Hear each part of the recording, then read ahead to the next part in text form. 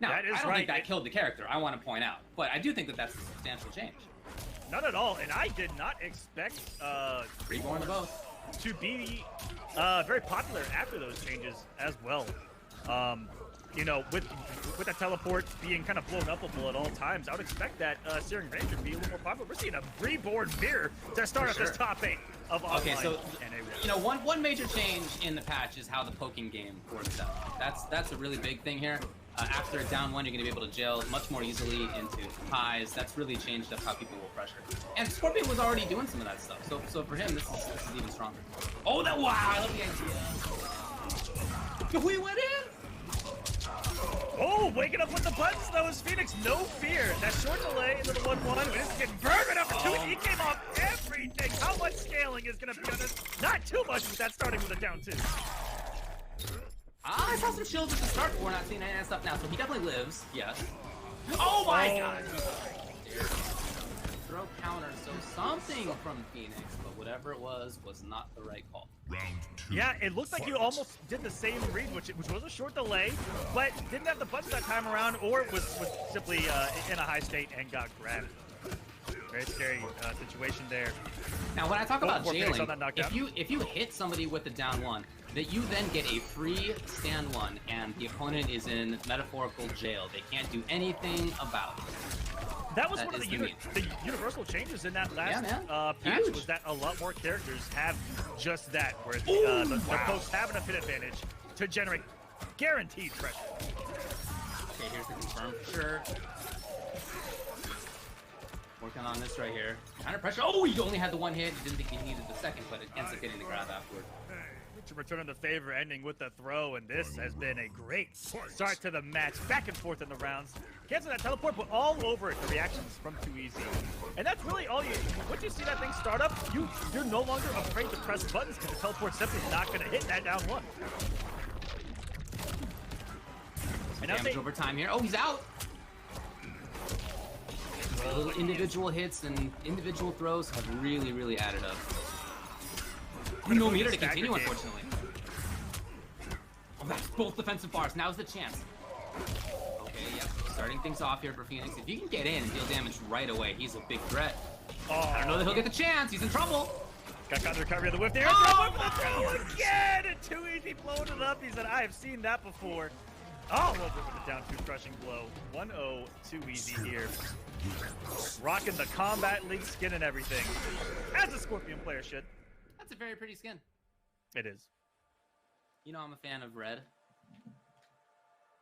That was the Season of Blood, so very, very fitting there. I like how they're kind of themed, those Kombat League seasons. Yeah, I agree. And man, the skins from this last season, oh my goodness, the Aaron Black one. As much as I didn't want to see another Aaron Black skin, it's beautiful. I definitely, yeah, I hear it. All right, we're going back in the same exact matchup. No changes from Phoenix, who, like I said, also has a Jax. But 2Easy looks like he's ready for the teleports, ready for the teleport cancels. Right. He's staggered incredibly well. Off of the hit stun, off of his down 1, he'll go into a 1-1, and then mix up off of that as well. Have some plus frames off of his, 2-1 as well. With Scorpion, he's got good staggering pressure. He definitely has that.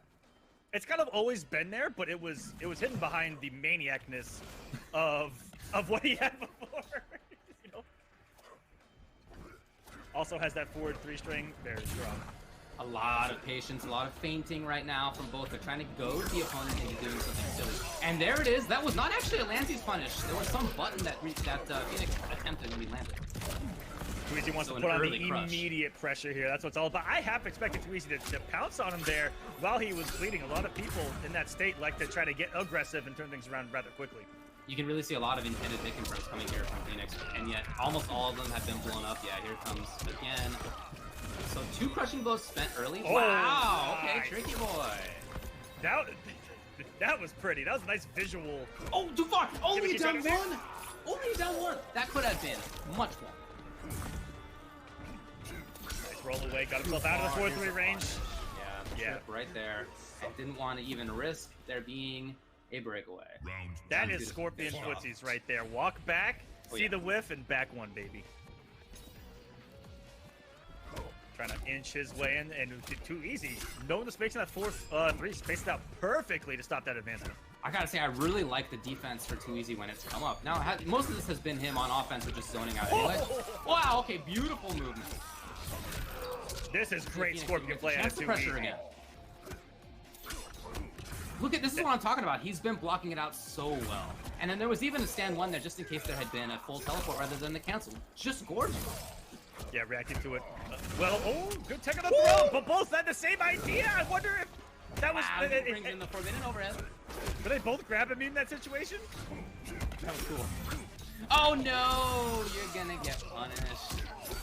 First big commitment we see on the teleport. No bar to extend though. Still one hit away. Here's Too Easy. Oh no, the one time that it hit and he just didn't think he should continue the string. Yeah, just a little bit of lack of belief in a couple of these situations out of Phoenix that we've seen. Yeah, he's in big time trouble right now. Again, you see what I'm talking about? There are these moments. Okay, he finds it. There's a breakaway, of course. Oh no! The throw, and how many times has Phoenix resorted to the throw in these situations? I half expected the special.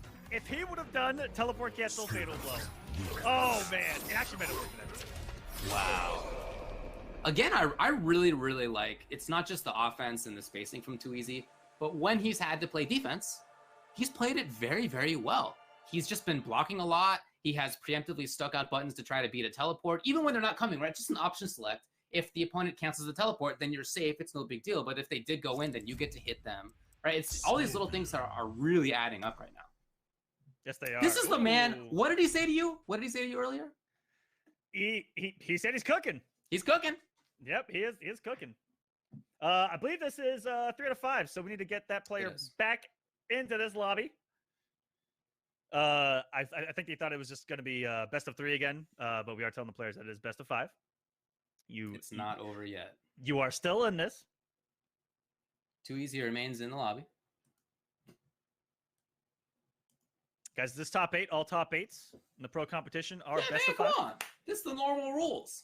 Come on, I understand we're playing on the internet. I get it. But it's the normal rules otherwise, right? We're just playing a regular old tournament. So this has gone a little how I expected it to. I know Too Easy likes the mirror. I've seen it before in online tournaments. Don't know about offline. And Phoenix here in his first top 8. You never know if there could be some nerves going on. This is a pretty big stage. There's a lot of points on the line here for the pro competition, and there's some money on the line as well. That's true. There's 200,000 people watching on the Twitch stream like usual. You know, I mean, there is definitely 200,000. I mean, that's right. That's right. That's a little less than usual. It's true. Yeah, I mean, it's not our biggest stream ever, but still, it's something that you know, as a player, can be a little difficult to deal with psychologically. Luckily for Phoenix and Too Easy here, they both made on the winner's side. So no matter what, they're guaranteed at least 5th. All right, and he's back in here. Which gets $50 on the day. Everyone on top 8 does get paid. First place getting $400, second place getting $200, third $150, fourth $100. Both fifth players $50, seventh placers get $25. Nice for making this top 8. It's $1,000 for these online events. Still some good money. Not bad for 2 days of playing MK online, which is what you'd probably be doing in the first place. I was just gonna say, right? Like that was your weekend anyway. Yeah, that's what you were gonna do anyway. All right, well, we're back in here. Is it still? And it is still Scorpion. It is still a reborn mirror. No mirror. No Siren Rage in here. No swinging of the chain. Fight. Solid teleport cancels these. I still think this character is quite strong. I mean, I didn't think that he was the best in the game beforehand, but I still think that he's quite strong. I think 90% of the community saw teleport as a high and then just said character dead. Like, without even a thought, right? Nice. What I keep up. It's a lot of cautious pressure. Yeah, he's ending in a lot of plus frames as well in the 2-1. That is to say, he's doing that a lot. It's only, I think, +2. But still, that's useful. Yes, again. And talking about Phoenix has really relied on throws, it looks like, in his pressure. They're trying to open up Too Easy, who was blocking very well. Oh! Too easy, settle down, man. Settle down, man. Settle down, man. Oh, he did go in. Oh, no punish. Right back. For sure. That should be the round. Keeping it very simple and unbreakable, although there was no meter, but still. Yep. Still, in those situations, sometimes you lose track, and it's still good to practice just that, keep it unbreakable. You are definitely right about that. Woo. Wow. Okay, so our round. Now, is that actually the first round for Phoenix? I think it might be. I I think that the first game. In the first game, did he get one? Okay. Yeah, final round. Ooh! Get him, yes! Wow, what a pickup! I thought that was so far forward that one was not going to be able to get it. He's out of there. But, now, the intention there was to blow up the teleport, but unfortunately, he just was too far away. And Deoxys caught him a lot of times with that cancel teleport and that slight walk back and that delayed reaction that one's going to whip. Look at this defense! You see what I'm talking about? Okay. Only stand 1-1. He didn't confirm it. Now he's seen a lot of neutral ducks after that. This time it didn't come. Oh my god! They told me that the game was going to be less trading poke heavy, man. What's going on here? Fatal blow territory. No, he tried. He was too late. He got hit in the startup. Okay, finally. Can Easy's defense save him here? Yes! Oh, what a there it is for Phoenix. He takes the game. So he thought it was over, and he got out of here. And he was like, oh man, I'm sent to loser's side. 0-2, I didn't take a single game. He comes back to life. How many times did that exact read cost him games? Going for the throw in those situations, he had gotten down to so many times. And for him to bet it on that again, wow. That's pretty big. I'm giving him 10. I just gave him the 10 right there. There you go. Congrats. But that's got to be quite a feeling as well. You know, you think that you're at it. You think, okay, I'm sent to losers. Now I got to wait to see who I play. Yada, yada. No and just like that, you're back in here. It's 2-1. He already thought that he lost. So he's got, if he had nothing to lose before, it's amplified right now. It's like a weight off his back, I would imagine. Yeah. He's like, oh, I thought I lost. Let's just play for fun. And look at him now. There you go. In this match. There you go. Slowly coming to terms with the 200,000 people watching. What if that was the break? He just left, like literally left, and like took a breather. Yeah, that was just his idea. Yeah. Wow. Okay. Get him! No, a throw. Confusing. Ooh. And here's the throw. That's both defensive bars gone just like that though for too easy. He cannot get touched. He's got to be. Oh, okay, it worked. You know, it is best to get him off of that crushing blow right out of the gate. That way the stagger off of it is a lot less effective for the rest of the match. If you're not clearing the rest of that string, and at worst, you're just going to eat the 4, that's not bad. Yeah, man, this has happened so many times where the 4-3 connects, and yet Phoenix just doesn't expect that it's going to connect, right? You can't hit it from the... No! Oh, wow. What? No, was the false block? No, that doesn't even make sense. Yeah, I'm not too sure what he was going for there, but hey, that was a swag-looking punish with the short hop, and hey, it's working, so what do we know right now? I don't know either. It looks cool. It did. Scorpion's definitely got one of the cooler looking short hop punches, or he's got that nice little lunge to it. He's just a cool looking character. Got some great animations to him. Let me tell you, I'm not usually the main character syndrome guy. I usually think that they're boring, but this is one dude I think is pretty sick. Is it weird that Mortal Kombat has like 3 main characters? For sure. Yeah. They've definitely done a good job with that, especially as the series goes on. Here it is. There's no breakaway. Whatever Too Easy wants. He wants to crush. Oh, jumping right out of it! What a confirm, and then the breakaway comes. So at least costing 2 bars. This is actually great right now for Phoenix. You can find a hit. And that's a mix-up off of when he's gotten the down 1 on hit. Oh, wait a minute! Okay. He's still alive! He cannot get touched, though. He cannot even block. Oh my god, he just knew it! He just absolutely knew there was a neutral duck. What? Are you kidding me? What? I can't believe what a genius. Absolutely gigantic brain read. Oh my god. Score wins. Jeez. That was ridiculous.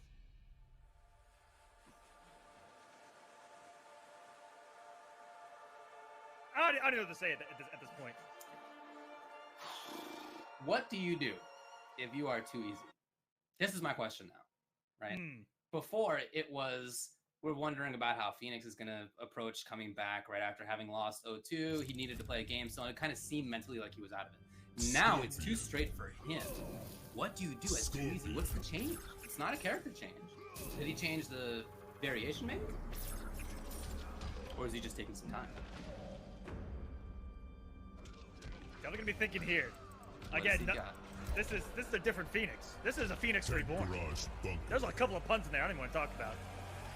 But no, he's playing really well. That 1-1 turned into what essentially was an auto shimmy. You know, that stand one looking like the throw, the mid coming incredibly fast, and catching too easy, looking for the crouch on the throw and looking to blow it up. Very interesting. So we're tied to He also committed to it. It worked, and that kind of play is what's gotten him back in this match. Got him. Oh no! Okay, this actually worked out great. Okay, so he's getting reset a couple of times now. Too easy defense was still good in the first 2 games, and now it's just getting lit up. It's getting lit up. Okay, finally something maybe to build on. Great immediate break. Holding that momentum. This has been a huge mind game of pokes and counter pokes that we've seen here. I saw that escape failed. Oh, there we go. And they're really guessing every time that they do a down one or a stand one. Oh my goodness. That was so smart. Out of nowhere, match point for Phoenix. And that was 2 bars spent offensively by Too Easy to try to maintain the grab potential, and that was exactly, I think, why Phoenix understood that it was going to be a grab. Now it's big problems for Too Easy. Oh no, Mater this is escaped. massive. He's in trouble. This is all the problems right now. Coming to come up the crushing blow. He's going to be bleeding with his back to the corner. Will this be In the 3 back- straight? No, my God! Here we go. The throw putting Don't on count the your light chickens alert. yet. Don't count your Putting chickens it yet. up. Okay, count them. Count them. Count them. You got all the chickens, buddy. Just like that. Reverse 3-0. Oh, don't do it to him. Okay. Flawless victory. Phoenix for the Arizona boys. They're all in the chat going crazy. What a turn of events to start off this top 8. He left. He said, I lost. I'm in loser's bracket. I'm giving that 10. Resurrected by the admins. He said, you're not done yet. These are best of 5s. Wow. Comes in, reverse 3-0s, and we got Wow. ourselves quite a story. Reverse 3-0. That is incredible. Nice work. That is so cool to see. You know, unfortunate for Too Easy, who looked like he had such a great momentum. It wasn't just that he, you know, that Phoenix left. It was also that in those first 2 games, I mean, they were a blow up. I think, if I recall correctly, Phoenix took 1 round. It was harsh. I mean, there was so much good offense, footsies, defense out of Too Easy. Everything looked good. He told you he was going to come in here and cook. He was getting ready to eat UIU for breakfast. I'm sorry, man. Only now if you make it through in loser's side, or if, well, one of those players is going to get sent to losers for sure. But only if he manages to get through now in loser's side will he get a chance to take a bite. That's right. Not what he expected. I gotta say that's classic. That's just a classic story here in the fighting game community in general. Is when you're down like that, and you really, especially here online, when you've left the match, when you think that you have lost, and for you to have that nothing to lose mentality, it shows you just how dangerous that is and how these comebacks can happen. So Phoenix moving on to winners finals. Now lone representative we're for going his to scene. move on from the winner's side. So Deoxys is currently having some internet problems. We're hoping that that'll get resolved. What we're going to do is go through losers first to try to give Deoxys a little bit of time to iron that out, which I think is definitely the right idea. So the next match that we're going to have will be DJT versus Nash Fan. Ooh, DJT, one of the Vegas boys, along with Rewind here in this top 8, going up against So Sick Nash Fan. So Sick Nash Fan has been around for quite some time. He's had some really good results online. He's continuing that streak here. The offline results haven't been there so far here in MK11, but he's been to Combo Breaker. He's traveled quite a few times. He was at the bigger Texas tournaments at DreamHack as well. I think he made top 8 there. He's been around not just in this game, right? I mean, he's been around in the NRS scene for quite some time. He played Street Fighter quite well. I can remember him playing a couple other games as well. I think Dragon Ball Fighters. Yeah, that sounds right. Yeah. So just really good stuff right there. And DJT, I'm gonna take a look at the bracket. I actually don't know who DJT is playing this. I would assume Baraka because there are no changes. I believe it's Baraka. Yeah, I went through the March. With what happened in that patch, we saw a couple of the upper echelon characters get minorly touched. That's what I love about this patch, is that there were no incredibly major changes to a lot of these characters. It was just minor tweaks, couple of slaps on some wrists, but you know, nothing like Aquaman and Injustice. You know, I had to throw that out there, but nothing really like that. But with Baraka not changing, I think that did nothing but improve the character. Just as we saw everyone else get minorly changed, Baraka just sat there and went, "I'll take it." So I agree with you. So the fact that, for example, Jackie does some less damage now, right? Mm-hmm. Well, the fact that Marauder Baraka is still doing bonkers damage now is even better, right? Because now there's not the additional character Jackie to pump out the damage instead. Same with Sonya, right? Yep. There are characters that, by them getting slightly worse, and I still think that they're fine. Yes. He, as you said, is like relatively lifted up. And yeah, I think that's great. That's how I think patching should be, right? That's like the ideal. And, you know, hats off to NRS. I really feel that in the last game and a half, you know, this game and most of Injustice 2, that they really have done a good job at figuring out much more targeted changes. In Injustice 2, there were some characters who went almost the whole length of the game without changing very much, right? They were mostly the same, a couple of them. That is a sign of a well-designed character at the start. It's a sign that you believe in your vision for the character and what they're like. And it's a sign that the, you know, players there's no outcry in the same way that there was in years past. There's always people who have quibbles, but what I mean is that there's not the huge outcry. It's not Alien, it's not Tanya. That stuff is exactly. And we haven't got that with Shang Tsung or Nightwolf. This is the first game where DLCs come out and we're like, that's a good character. Right. Yeah, it's just like a good character. Not nerf him to the ground right now. Yeah, not one of the worst or the best, right? As they have been sometimes in the past. Yeah, for sure. Yeah. You know the Lobos of the world, the day one Jasons. Right, exactly. Yeah, launch Jason. Yeah. But no, you're absolutely it's not right. It's not going to be perfect, right? So some people in the chat are talking about some of the characters who they still think need a little bit of help. That might be true, right? Of course, you're never going to have a perfectly balanced game. It's just that has never existed. But what you can do, I think, is take a slower approach. Right, so they gave some buffs to some of the characters who were a little low, right? I feel personally, people are talking about Collector. I feel like he's quite good now, but there are other characters that, you know, maybe I don't know how you feel about Kodal, for example. He didn't get the world, but he got a little bit better, and that's I really feel like how they should do it. Maybe you give him another 3 months now, and if people are still like, "Well, Kodal's not that great," still maybe you give him a little bit more, but don't jump. So I have mentalities of the character, but at the end of the day, you have to sit there and look at the changes and go, I feel like I'm playing the game a little better and a little more with that character. You know, it was slight quality of life improvements that they gave Kodal and a lot of those characters that were deemed near the bottom. That just helped them play the game a little more. You know, a couple of them were massive improvements. Look at Frost, for instance. Frost is being looked at in a completely different light right now because she was on that cusp. And I think Kodal it's the same story with a lot of these bottom characters. If they buffed Kodal a certain way, he'd probably be broken. I'm going to come out and say it. 100%. Yeah. I'm going to come out and say it. Kodal already does some of the most damage in the game. He's got the most health in the game. He boogies across the screen. If he had a 9-frame mid that was hit confirmable, he'd probably like tick thrown off of. Yeah. Okay. He'd be broken. I'm just gonna come out and say like things that Kodal players want that we had in MKX. I don't think belong in this game.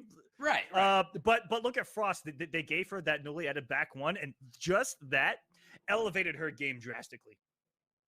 Yeah. And I mean, I'm scared of Devora right now. I feel like Devora is really Devora's good. Right. I feel like she leveled way up. Yep. So yeah, that's how I feel about some of these characters. As someone who plays Kotal Khan, is still playing Kotal Khan, is that the changes feel nice. You know, he can still be on the weaker side, but you know, we'll see how the next one goes. In that they're not drastically doing things and that's good because it doesn't cause drastic changes. You know, we're slowly getting there. There's a lot of MK left to be played. Oh yeah. No more of this 2-year cycle crap. Let's keep going. Please, I'll say it. No, that's the thing I hope for most. You're right. And people in the chat are talking as well about, for example, Liu Kang right at the top. A lot of people are pointing at him as maybe being the best now, or certainly one of the best. This is another case of a character who some changes, right? Some nice things for him. But I feel like it's more that he just had good stuff. And then some of the characters who were above him are now a little bit lower. And so your eyes kind of go to Liu Kang instead. I really feel like him, a couple other characters are going to be ascendant, not because they were bad before, but because now, by way of paring down some of the top tiers just a little bit, you just notice them more. And with those quality life improvements, look at the change of the down one hit advantage did for Liu Kang. Dude, That gelling in the 1-2. Yeah, exactly. Auto mind games out of the gate. It's so good. It's very strong. It happens to be incredibly strong. But yeah, like let's just keep playing. We've already seen some great character selection in this tournament in that top 32. We've seen Devora's going off. I think that Nash fans playing Devora, who we're about to see against DJT, looks like he's having some struggles getting into the room. We're working on it, guys. So we're just gonna sit here and talk Mortal Kombat with you while you're waiting on this beautiful Sunday evening. Yeah, Nash fan, when I'm looking through how things shaped up in the top 32, it does say that he played Devora. I think that's very interesting. I hope that is what we end up seeing. He, let's say Devora, I've been watching a lot just because I've been watching like Honeybee's takes on the character and seeing what he thinks. Very interesting to see that arachnophobia may be what at least he is going for. I mean, I don't know what Nash fans do, right? But it's cool to think that she may have two variations, or at least one, maybe. We'll see. I have seen arachnophobia in use from some top players that make the character look really strong. I fought in Foxy's. I've seen Bees and Sonics in action. Waz as well, and that character is looking pretty strong. She has got such great range and good hit confirmable damage now. She's really playing the game. She's always had. It's cool. The crushing blow on the throw is super sick. Very interesting too. She's got big damage, big setup heavy character. They took away some of her bugs, which Devora players were abusing before. Things were special cancelable that weren't supposed to be special cancelable, so all of those are gone. But I like that they got rid of them because they weren't intentionally supposed to be there, and they were annoying because you thought the string was over, and 14 years later, you get tentacle stabbed. But yeah, those changes really make her seem a lot better, and I can't wait to see what we see out of her competitively. I can't wait to see what we see out of Frost competitively. All these characters that have changed. I played against Mustard's Frost, and I was like, where has this character been the whole time? Sick. Just wow. Well, here's an update. So it seems that Sozik Nash fan, for whatever reason, is having trouble joining. That happens sometimes. I don't know. We'll figure that out. But in the meantime, he's going to back out. And so we're not going to have him versus DJT immediately. We're going to move on. We'll see whether it's to Han and Homies or if it's to Deoxys and Rewind, if that has been ironed out. That's the match that David doesn't want to watch as two of his SoCal Deoxys brethren. Says he'd fix it now. Yeah. I mean, that's the bummer how it worked out, but that's, we're in top 8, right? I mean, at some point you can't complain too much. Sometimes that's the way the cookie crumbles. You'd rather have it in top 8 than somewhere early in the bracket, you know. Of course. DJA has been around for a very long time. I think he's been around since the beginning of MK9. Like, he's been around since the dawn of the NRS scene. I've known him as primarily kind of a rushdown specialist. Johnny Cage's, Nightwings of our scene, just very offensive heavy player. And I haven't gotten to see him too much here in this game. Because I'm going to pull up top 32 bracket and get a refresh on what he went through. It looks like I believe he took over he Cusco. Used Cassie. Is that the case? It was Cassie. Let me see if that was the case in his pool as well. It was Cassie. He got sent to losers by Cyclone. Okay. So in that match, it says that he played Cassie, lost, then went to the big man Shao Kahn. Ooh, really? And took a game, and then ended up losing 2-1. Wow. He also used some Johnny Cage in the early top 32 against Kick by Kick. Other than that, Cassie. He used Cassie against Morty Seinfeld, who was also Arizona, against Black Cloud. I think I saw Black Cloud at Evo, shoutouts. And Cusco 2-1, Cassie versus Sonya to get into this top 8. So that's, depending on the variation that he's using, might be more of a more defensive style character, unless he's using Yas Queen, which might be the more rushdown heavy, in your face, constant mix up character that went unchanged. Digital Soldier got some tweaks. The amplified glow kick is nowhere near as good as it used to be. It has a gap, flawless blockable. That's right. Minus on block now. A lot of slight changes. But we're gonna get into that match. Next is we have Deoxys versus Rewind. Back to the winner's side here in the lobby. Okay. And I'm gonna be honest with you. I know, we know Deoxys for Geras. Yeah. And it looks like he was using Geras to get here against Cyclone, against King Gambler. Right. And the character's still incredibly strong. We might see something crazy. Okay, no, not anything crazy yet, but he's been using Highborn Katana, doing crazy things, and he's really been exploring the changes. I mean, he's always been playing a lot of the cast. He's just been using Geras when it comes to like major tournaments.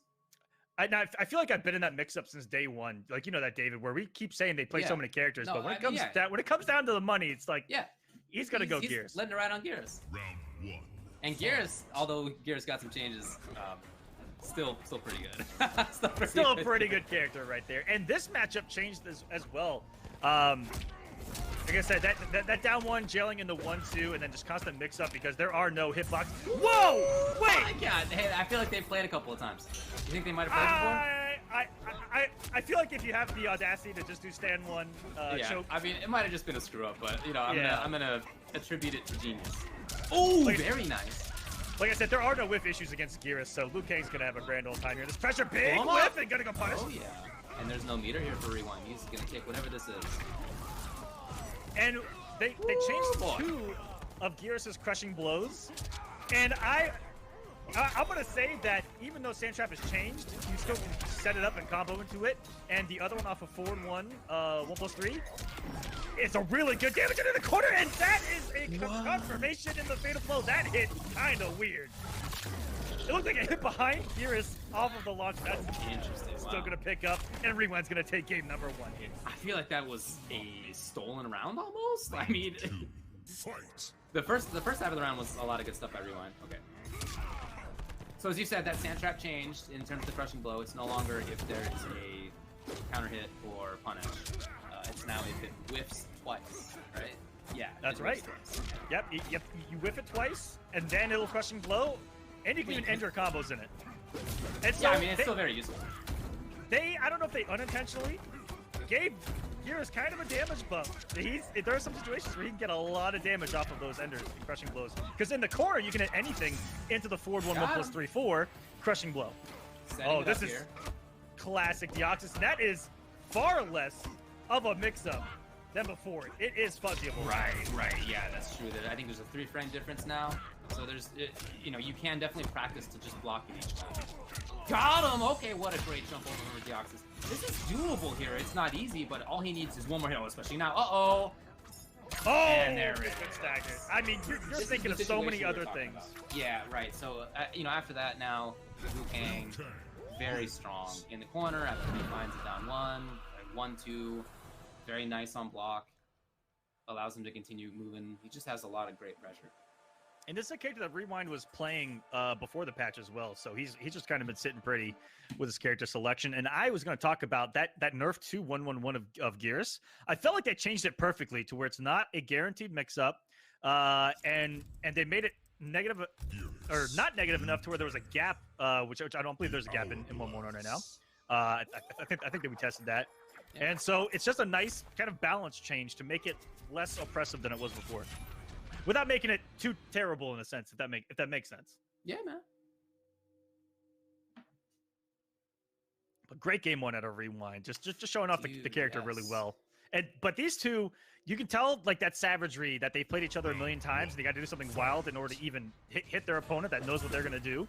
And so that's why we're seeing some kind of crazy swings that we've seen out of Rewind to swing with 1-2 on Wake Up. Ooh. And we saw Deoxys throw out the raw stand 1 grabs. No pickup. Right. Look at him stealing these turns out here. Come on, Rewind. Okay, here. Yeah, it confirms directly. Force him off the breakaway. No defensive meter. Oh, yeah. Oh, my goodness. Great right now for Deoxys. Oh, my God, the stare down. And he completed the string. Nobody expects it. And you guys might be saying, why isn't Rewind counter-poking after a 4-2-1-2 on block? Well, Deoxys happens to be one of the best at inputting an OS flawless block option select into the best up 2 in the game, arguably. All right, here comes Rewind now. We've seen this. Oh! Taking his turn. Oh, my God. You're just frozen right there.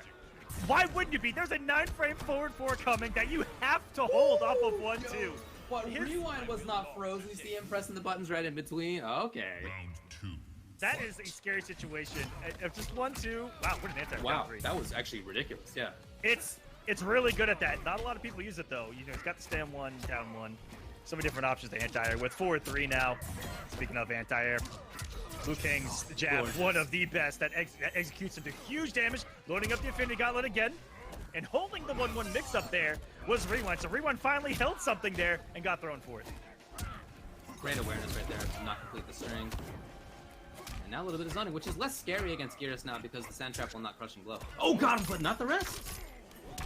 If he mistimed that button, that was a crushing blow coming, by the way. Yeah, this zoning game now against Geras is definitely more doable. Trying to find something. Oh. Wow, very interesting. Dude, you can really tell that they've played 1,000 times. And I think Deoxys was wary of going beyond just stand 1 after the jump in, because only off the jump in it becomes false blockable. And we know someone like Rewind to have that kind of knowledge and execution. Wow, this is really strong. This is a really strong performance from Rewind so far, but we've already seen a reverse 3-0. No one's out of it. But this has been a dominant performance so far from a previous EVO champion that we have been waiting to see him really take off here in MK11 and get those dominant performances that we're used to seeing. And That's is true. it finally time? Has that time finally come for young Rewind here? Yeah, it has not been as strong as he wants it to be, for sure. He is currently 14th in points overall in the MK Pro competition, which is, yeah, I mean, for somebody who in Injustice won EVO, you know, got to the grand finals of the finals, that's not, you know, something that he wants. He doesn't want 14th. He wants to get a lot higher. And if he takes this he one, needs to be... he will get 125 extra points. That is what first place will get. Which is, if you look at the tour, guys, these points matter. Yeah, okay, so for 100 context, points is 125 points. He currently has 180 and is 14th, right? So the context there, 125 is a lot. And he's in 14th position. I believe top 12 in the points is what gets to the finals. Well, here comes Deoxys now. In points alone, and then you have, of course, all the other ways in last chance qualifier. Jump, create a forward jump, would have blown it up right there. There's a big gap in 4-2-2 of Gears on the offense. Now, took the gap. That is beautifully executed by Deoxys. You have to get that crouch stand so fast to get a punish on it. Yeah, and the fact that temporal advantage always works right there is so good. So here comes Luke. Oh yeah, just blowing up. Look at him trying to press buttons. Deoxys is really trying to steal some turns back, and each time Rewind just shutting them down. Wake up jump. I mean, stolen right there as well. He did. Wait, what? No! Oh my! I really feel like that was not what Deoxys wanted right there. Just the forward one. That is twice. That's twice that he's done forward one right there on the breakaway. And he's been very negative. That forward one whiffs forever. Yeah.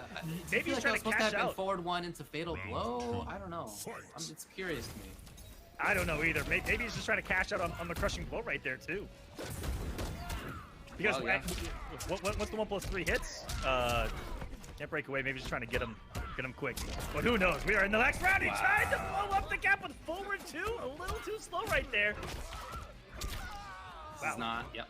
No. Match point right now for Rewind. He has just been in control and has not let go. Some individual hits right here.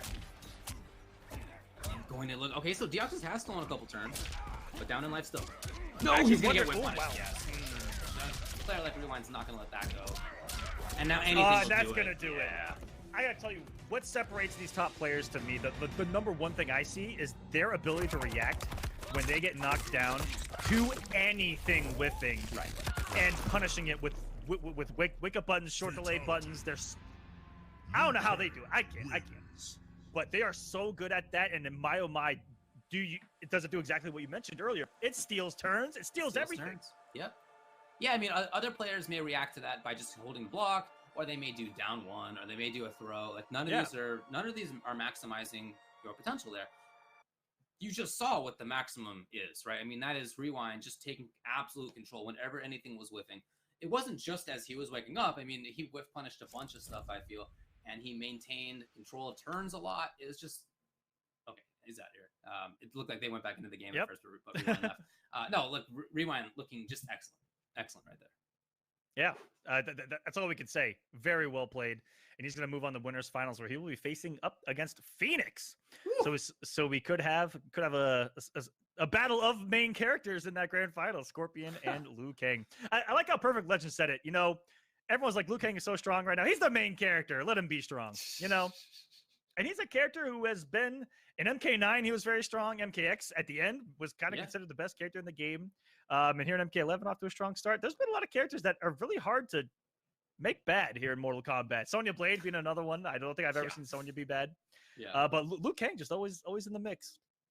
Hey, he's got some good ideas in there. And hey, look, I mean, the bigger thing is that NRS has just gotten better at designing characters in games. I mean, there's, as we were saying before, there just isn't really like there's not the super top tiers there once was. There's not the terrible characters as there once was. Even before this patch, there were not the terrible characters like once existed. There's just a much better, that is to say, tighter spread of tiers. Yeah. It's great. So our next match should be trying to get Nash Fan back in here with DJT. Yeah, looks like they're trying to get it together right now for us. Okay. Hopefully Nash Fan can join. Hopefully we have no issues tonight. As our winner side is set. And I wonder, I'm going to look at this bracket and see where they went down to. So Deoxys is going to go down to face the winner of this match, DJT and Nash Fan. Too Easy faces the winner of Han Rashid and DJA Homies. Got it.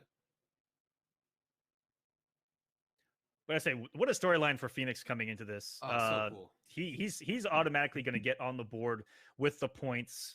And I got to say, the reverse 3-0, how great is that going to be for him moving forward in MK11? Just that alone, to put out a performance like that in this top 8, that's really gotta make you feel something.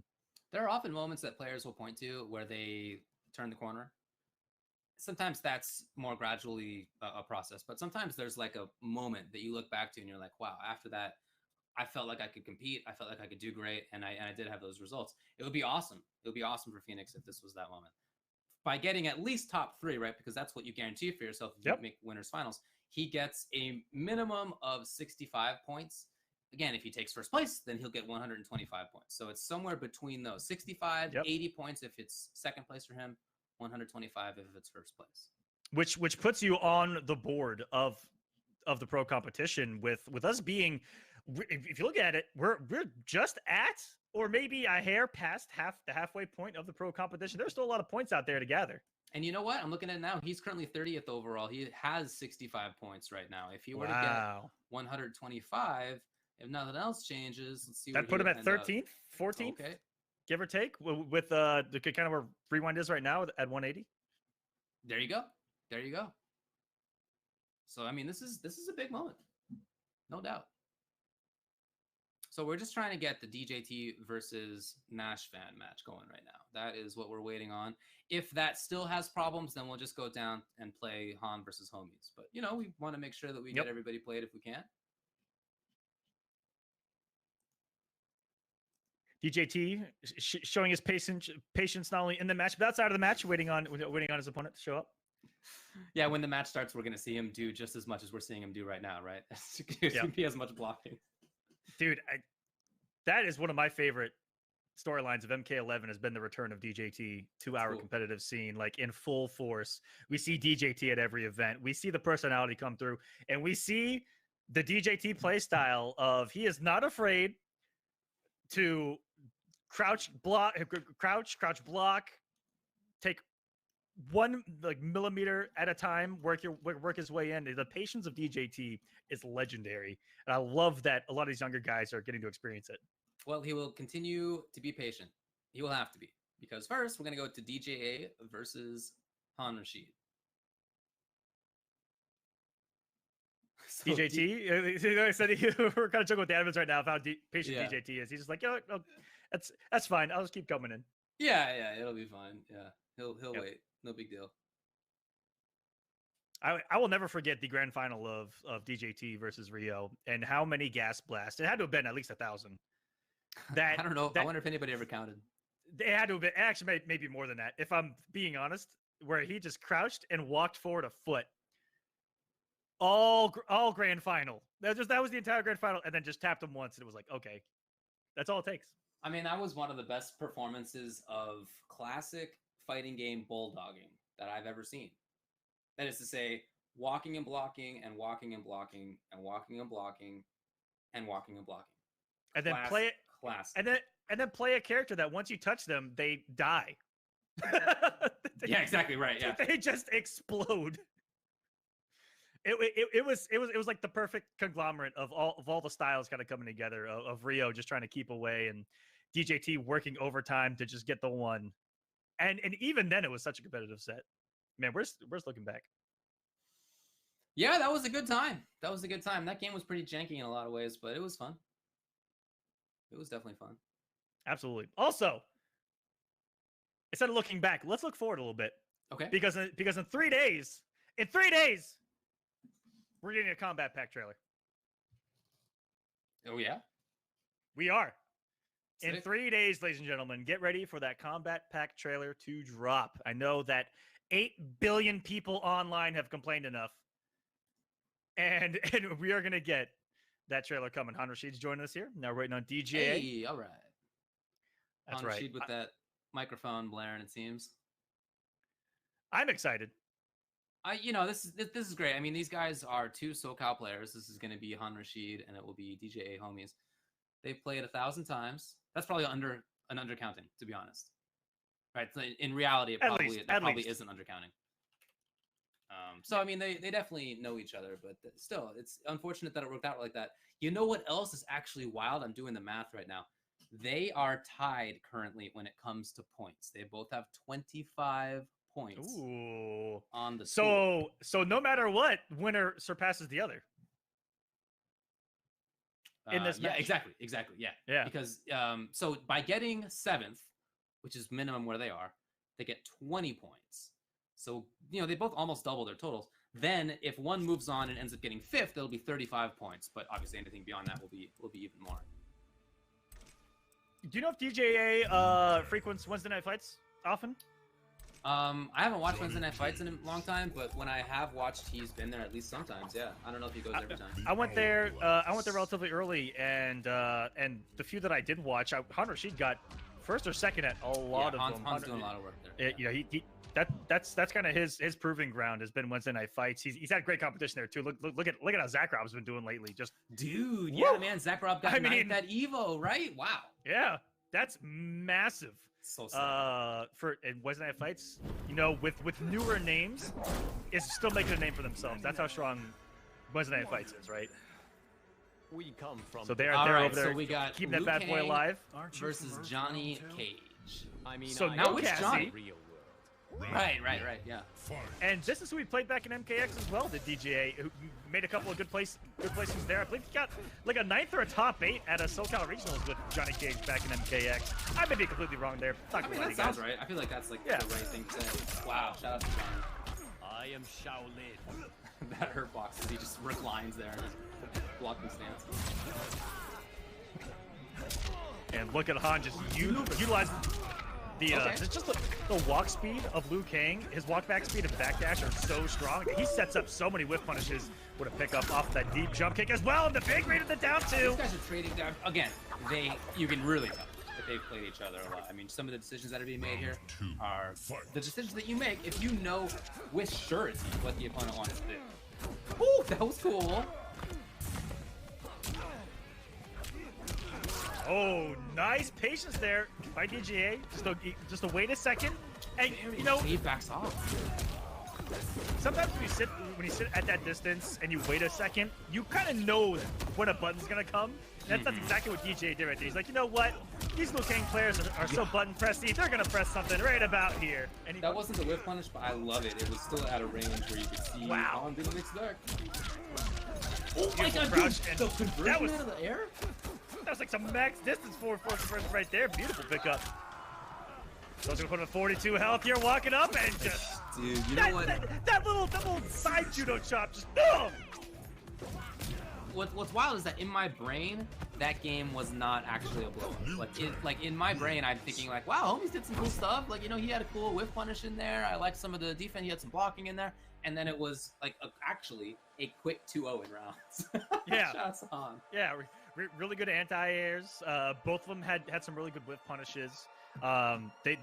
they had great commitment off of it as well, because there were some times where, you know, that DJA whiff punish, for instance, that's not something they can really react to. You just gotta throw that bad boy out there and end up catching a button.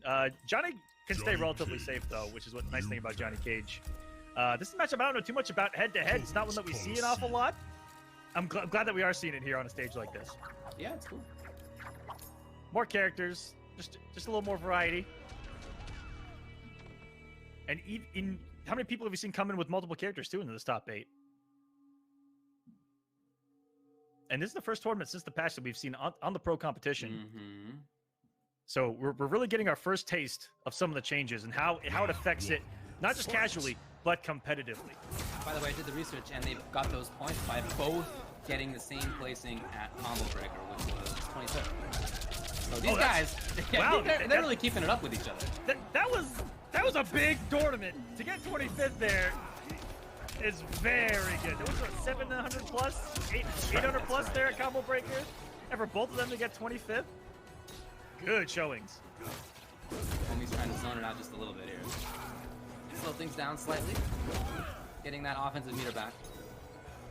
Both these characters have a very similar. As soon as he got it, he well, came back in. Beautiful. Wow. Okay. It's kind of a tell, to be honest. I'm surprised Khan didn't sweat.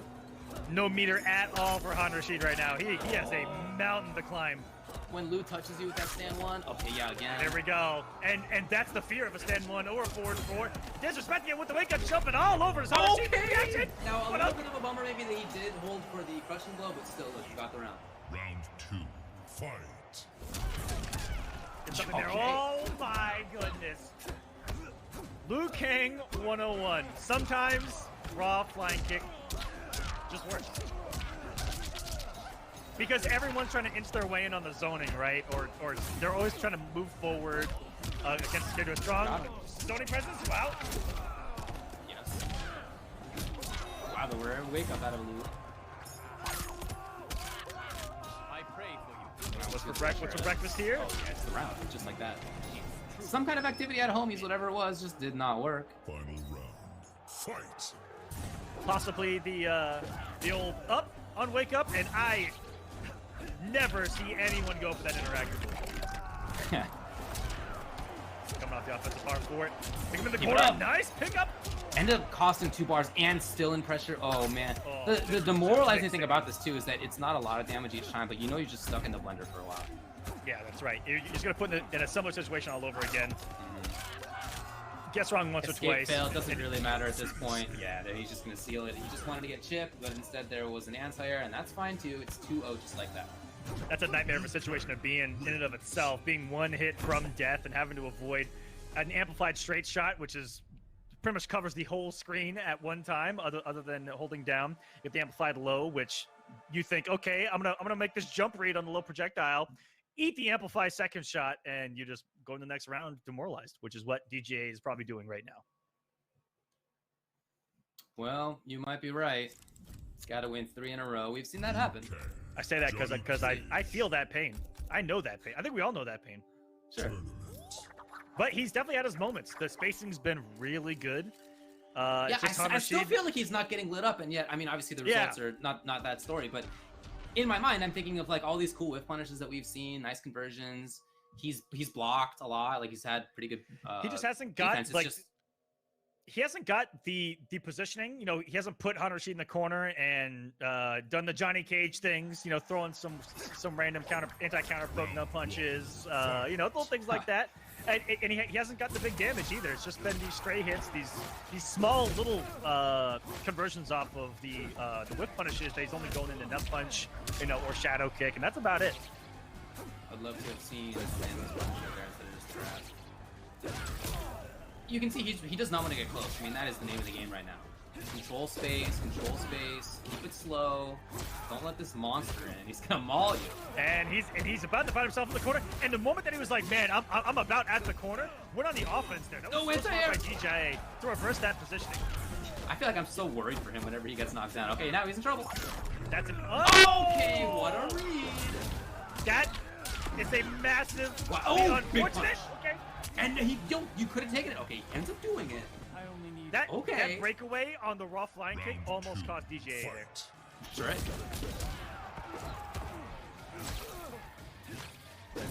trying to Oh control my that goodness. space yet again. I also respect Han for going for what would have been a big combo right there. I thought and kept him in the corner. I like what Han was going for, just the unfortunate drop, and good for DJ to react to the drop. Get the round. Up and directly into it. No more meter though. Oh, here's a big whip punish for sure. Yeah. He loads up on the crush. Only one. And man, he's got some tight execution combos off those amplified low fireballs that I see every Liu Kang player drop. Oh, I one. I Get love things that they going go here for for Han. And again, is he gonna take this on Chip? He's trying. He does. Oh, so smart. It actually was a hit, not Chip, but you know, whatever, same thing. Yeah. Final round. Oh, it took off one last breath, so he got hit by the second one, so I think that was chip out regardless. Oh, you know what? Yeah, okay, that does make sense. In any case, still feel like I still have the same impression of like homie's doing alright, and yet it's match point right now for Han Rashid. Good position now, and the anti-air. Wow.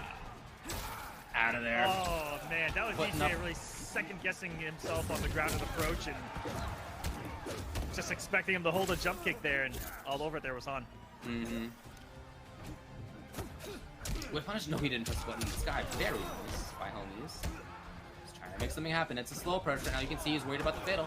Just the way he's approaching right now, he's worried about those armor frames. I would be right Okay, there he it is. comes out. What a call by homies to block it. Just that exact moment. Can he get it? Can he get it though? Oh my god! Oh my god! If he had fatal pull, Is it loaded up? It is. No! and just loaded like up. that, it was one hit It was loaded up. from getting on the board. Wow. Not like this. Oh man. Well, you know, sometimes it goes like that. Fatality. Sometimes it goes that way. Wins.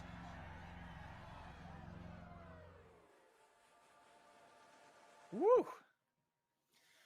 Well, all right. So that's Han Rashid moving on. He eliminates DJA homies in 7th place. Now, like we said, that means that homies ends up getting 25 points. I think is what we were saying. 20 points. So that was a guaranteed 20 points. Yep. And now Han Rashid moves 20, on. and they fifth. had 25, so Correct. they'll put him at 45 for the I tour. believe that's the math. So that's And that just a means cool that Han story. Rashid will play against Too Easy.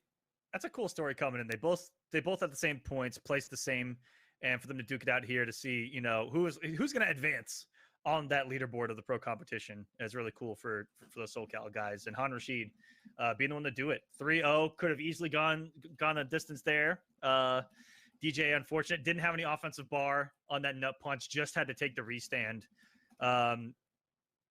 And tried what on paper is pretty good. You restand someone, get a deep jump kick, and you generate pressure all over again. But Han Rashid's execution on the flawless block of the jump kick, if you are a couple of frames off, a frame off, you die. Yeah. That's pretty good. It's pretty good. For sure. that's some high execution stuff right there. All right, which means that we're going to try, once again, Nashvan and DJT. And I believe that we're going to try to make a new lobby and get that set up as well. Okay. All right. In that case, then, are we going to go to break now? It looks like we might be going to break. We'll see Gonna what the set call that is, up and we'll let y'all know. as we speculate wildly as to how the rest of this tournament is going to go. No, this is going really well. These matches are great. Even the 3-0s have been incredibly enjoyable. You know, rewind over Deoxys. We've seen two teammates that play each other so much, and the same thing with Han Rashid and DJ. We've seen two people that are very similar, not very similar, but very, very acquainted with how the other plays. Of course. And we just got to see some really cool matches. DJA, unfortunately didn't get to extend that match when he really had it right in front of him. The execution of Han Rashid paying off with the flawless block up too. We saw the same thing against with Rewind and Deoxys. That flawless block of the jump in. Woo! Sexy stuff there. And Phoenix, the upset over Too Easy. This has been a great top 8. And for now, we are going to take a break as we create a new lobby, hoping to get Nashvan in this thing. We're going to do our best to make that happen. Maybe try to fix some other issues that are going on as well. So let's take a short break, and we'll be back with more of the MK PK online NA West top 8 in just a bit. Hello, everyone, and welcome back to the Mortal Kombat Pro Competition Online Cup NA West, where we are going to try to get this next match together for you guys. We had a little bit of trouble. Hopefully it does work this time around between So Sick Nash fan and DJT, the Baraka Lord, the guy that you watch on the streams. Is that how he's known now? The guy who does this? The Chop guy, yeah. Oh, okay. That's what. I mean, that's a good way. It's a good way to be known. Sure. Yeah. I like to think of DJT's Chop as the Aquaman Trident Rush of the day. You know, that's what it is for MK11. Okay, I'm on board. I'm on board with that. Yeah, exactly. That's about as close as we get, right? You just saved it for me. Yeah, I'm on board now. Oh man. Good stuff.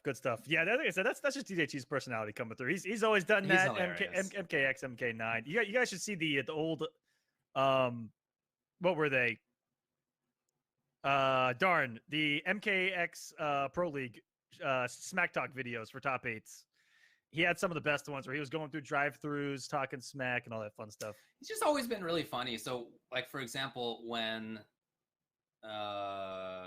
you guys were doing stuff for Beyond Summit, that he was the perfect pick. Right? He was the 100% pick for Summit because you knew he was going to be a good player because he is, and then the personality side was just gonna come through, and it did. He was great on it. When we recorded the old school versus new school stuff, like the stuff leading up to it, the new school players. Yeah, there was some personality there. They're having a good time. They talked a little smack, and then when we got to the old school players and DJT starts talking, it was it was just a world of difference. And when we finished it, I walked around the wall, and everyone was standing there going. All we heard was "mop," and they knew who it was and what he was talking about. It was great, right? Yeah. So we are trying to make this match work. We've been talking about it. Unfortunately, it seems like Nash fans still can't. We're trying to make it happen for you. So they may play their match off stream while we throw together. Yeah, that is the call. One of the other matches. That is the call. And also, since the last Pro Competition event, Nightwolf has been released. David, if you want to touch on Nightwolf for a second. Look, I've been playing Nightwolf. Yeah, I mean, I think he's super sick. I feel like, personally, he fits what I want to do really well. I want to do two things, all right? I want to command grab people, and I want to zone. I feel like he fits the pressure command grab side of me very well. Obviously, I'm playing Ancestral Gift. I get to reflect projectiles. I get to teleport in. I have a command grab. The amplified version of it gives me 1,000 frames to do a safe jump. Lot. Yeah, it's like 70 something. He has a bunch of tick throws. Like he's just a character that fits what I want to do. He's on the team, all right. He's on the Ultra David team. The team is Bone Picker Baraka, and then against zoners, it's Ancestral Gift Nightwolf. He's on the team. 100%. He's on the team. I've actually only been using Ancestral Gift as well, and all I want to play. And it's because I kind of had the same philosophy back in the day in Mortal Kombat X with Kotal, where I play the variation that really has that really forces you to utilize his normal set more. You know, there's not just swing with 1-1-1 and hit confirm and get into the X, which is what the other one's purely based around, in my opinion. Whereas the other one, you really have to utilize all of his tools to try to open up your opponent. I mean, I was playing Blood and Sun Kotal. You know, I mean, like I want to do the weird stuff. I never wanted to play War God Kotal. He although maybe the better one, boring. I thought I played Blood God to get better at his normals, for instance. That makes sense. And that's kind of how I feel about with Ancestral Gift Nightwolf, is that it kind of forces you to utilize more of his tool set than the strength that we see of the axe variation, where a lot of people, you know, he's really in your face, throw heavy, and then has the 1-1-1 to mix up your stuff and a pretty big damage. As you said, but no, he's this character does not seem like he's going to be some, you know, MKX launch character or a DLC character, whatever. Injustice 1, MK9, they were all super good. He does not seem like that. He seems more like in line with Shang, right? A good character. Yep. You can use him. He's good. He's not gonna be the best in the game, but he's like a good character. I think that's the perfect placing. I think that makes all the sense. If in the future it seems like he's under or overpowered, I don't think he's gonna be. But if that happens, then you mildly patch him, right? It's like not anything wild either way, and that's exactly what I want out of patch. What I feel like Nightwolf is a character that plays Mortal Kombat 11 perfectly. On release. Yeah, makes sense. Yeah, I agree. He has everything you want. He's got the mids, he's got the strings, he's got the low pokes, the jump-ins, the down twos, the crushing blows. He's got it all. But none of that matters right now, as we're getting into our next match, as it is going to be Too Easy versus Han Rashid, and we are going to see for the first time in this top 8 that Too Easy savage Sub-Zero. This man mixes, lives or dies by it. Oh my goodness, I just saw. Oh God. Okay. Just David, genius stuff from both players. Was that a down 4 that got tornadoed into that forward 4? Lit up. Correct. And Too Easy already starting off with a flawless block of the jump in. This is starting out with a bang right now. And he woke up with buttons. All right, this is just going to be an absolutely savage match, I guess. He goes for the crush. Setting up a bit of pressure for himself. Some staggers in here. This is great with options. Oh, here's a big chance. Whip punish. Not quite. Not quite. Almost. Finish the string. Oh, out of the sky. You know it's great. And I feel like he tried to meaty, but I was there. It wasn't the delayed wake up, right? I feel like he just woke right up and then failed. I don't know. Maybe it just wasn't the timing that Han expected. Either way, Too Easy's gonna go up here. Off of that big comeback resource, though. Oh, one of his comeback resources. He's still got the mix-ups. And woo, the step back into the back 3, catching the button of Han Rashid, and we know these Liu Kang players be kind of button pressing. And understandably so. See right here. Does he spend only one? Woo, back into it. I feel like he's got it loaded now. I think I've seen a few.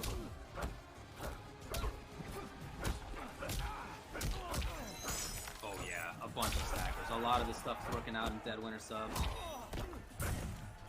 You can really see Han just struggling to find some moment here. All these buttons. Finally, takes too much. Yes, again, yet again. How many times have we seen flawless walking on? I feel like 3 or 4. Not just incidental moments, but like big moments of finding flawless block, whether into up 2 or not. Flawless block into just frame advantage has really been helpful. Yeah, and that's where I see the future of MK11 going.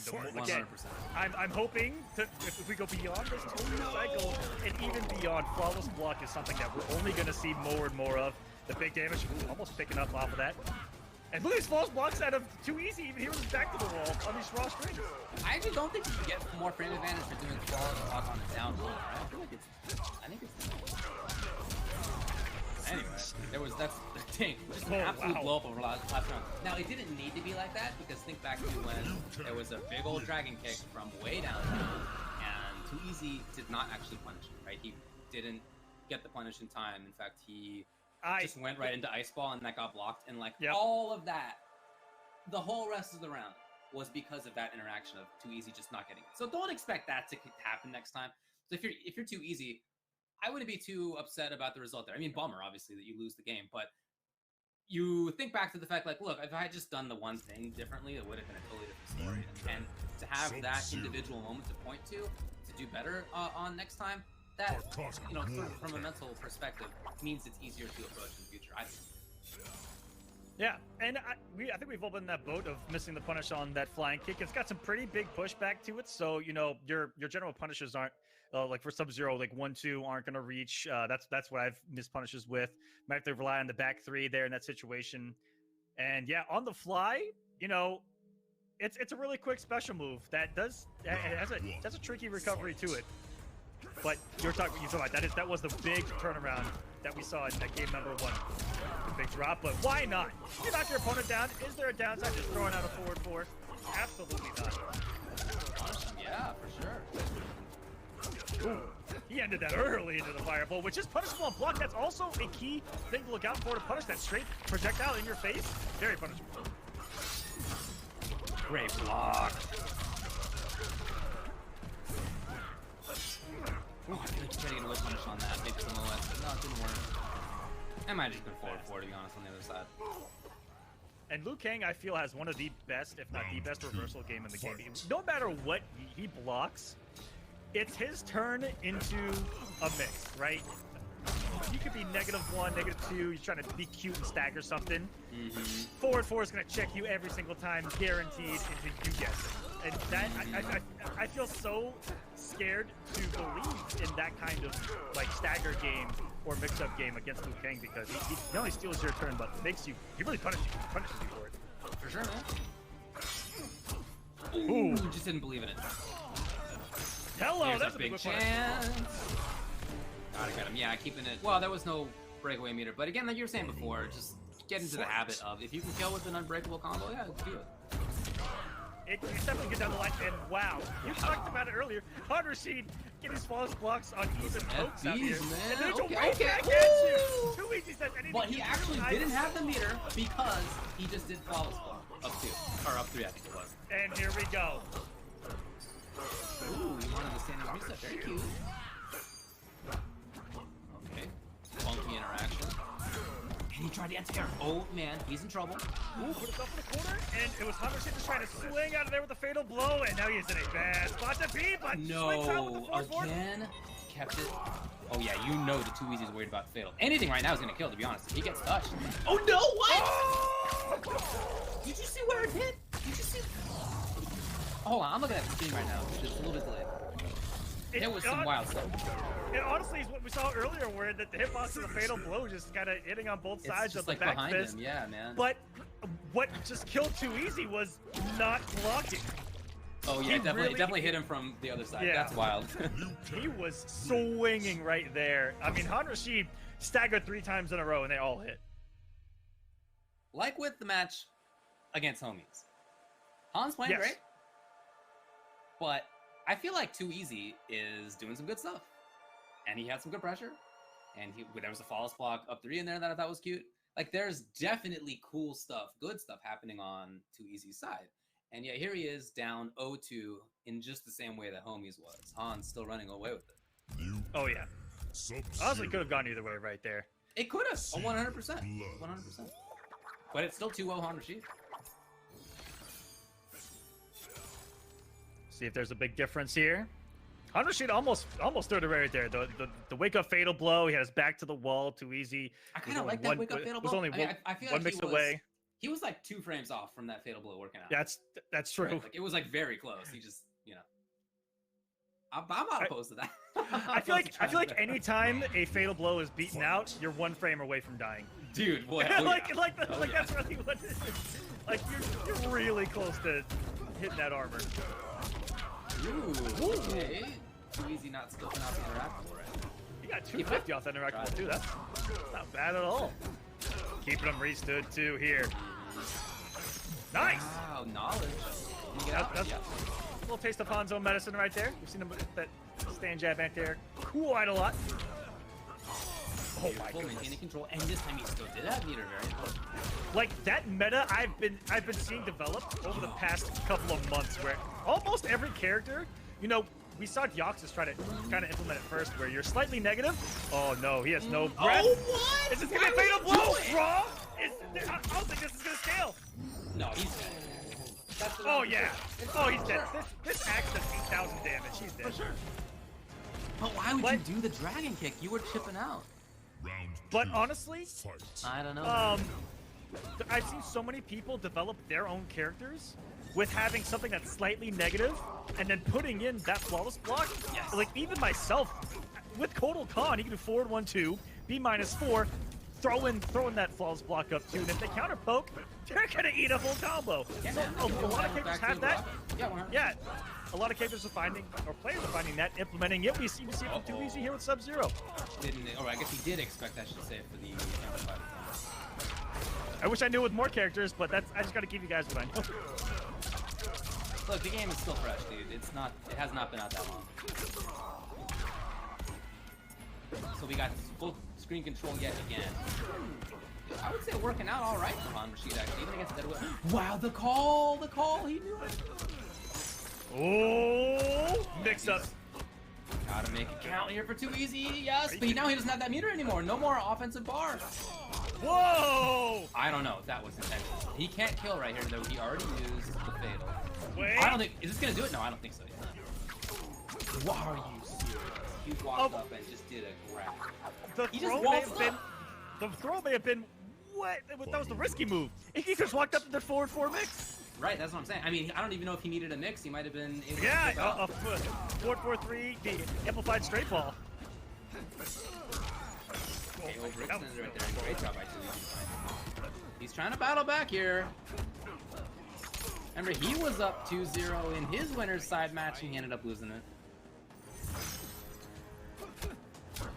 Close. Oh, he pressed that button. Okay. Ooh, it was too early. And an excellent block. Tom Rashid has blocked Sub-Zero online well, which is a rare thing to say. Another throw. Big trouble. Life alert time. He's walking up with the forward 4 this time. And Too Easy may have been looking for the throw. Han Rashid, 3-0 over Too Easy. He is moving right along on the loser side of this bracket.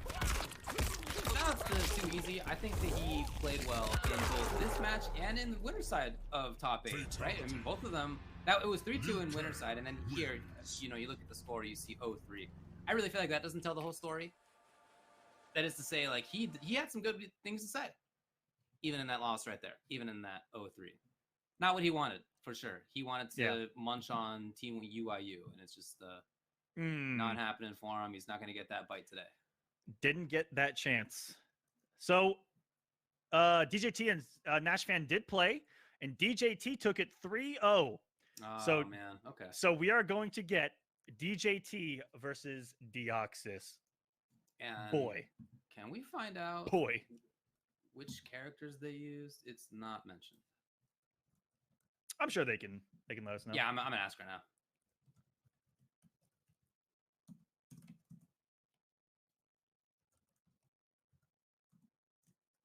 Well, either way, I'm really excited for this match. DJT Deoxys. Kind of the old guard versus the new guard here. Yeah, of course, as we mentioned, DJT has been around since MK9. He had some of the hypest matches in MK9. Extremely, extremely strong player. And at that time, how old would you say Deoxys was? Was he in 2 digits yet? Was he in double digits yet? I don't know. Maybe just barely. Maybe 10. Maybe 10. Yeah, that actually might be right. He might have been 10 years old. He wasn't a teenager. That's for sure. He was not yet a teenager. He was in. That's crazy. He was in the previous phase.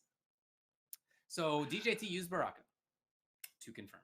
Is it crazy that Sonic Fox was around the same age?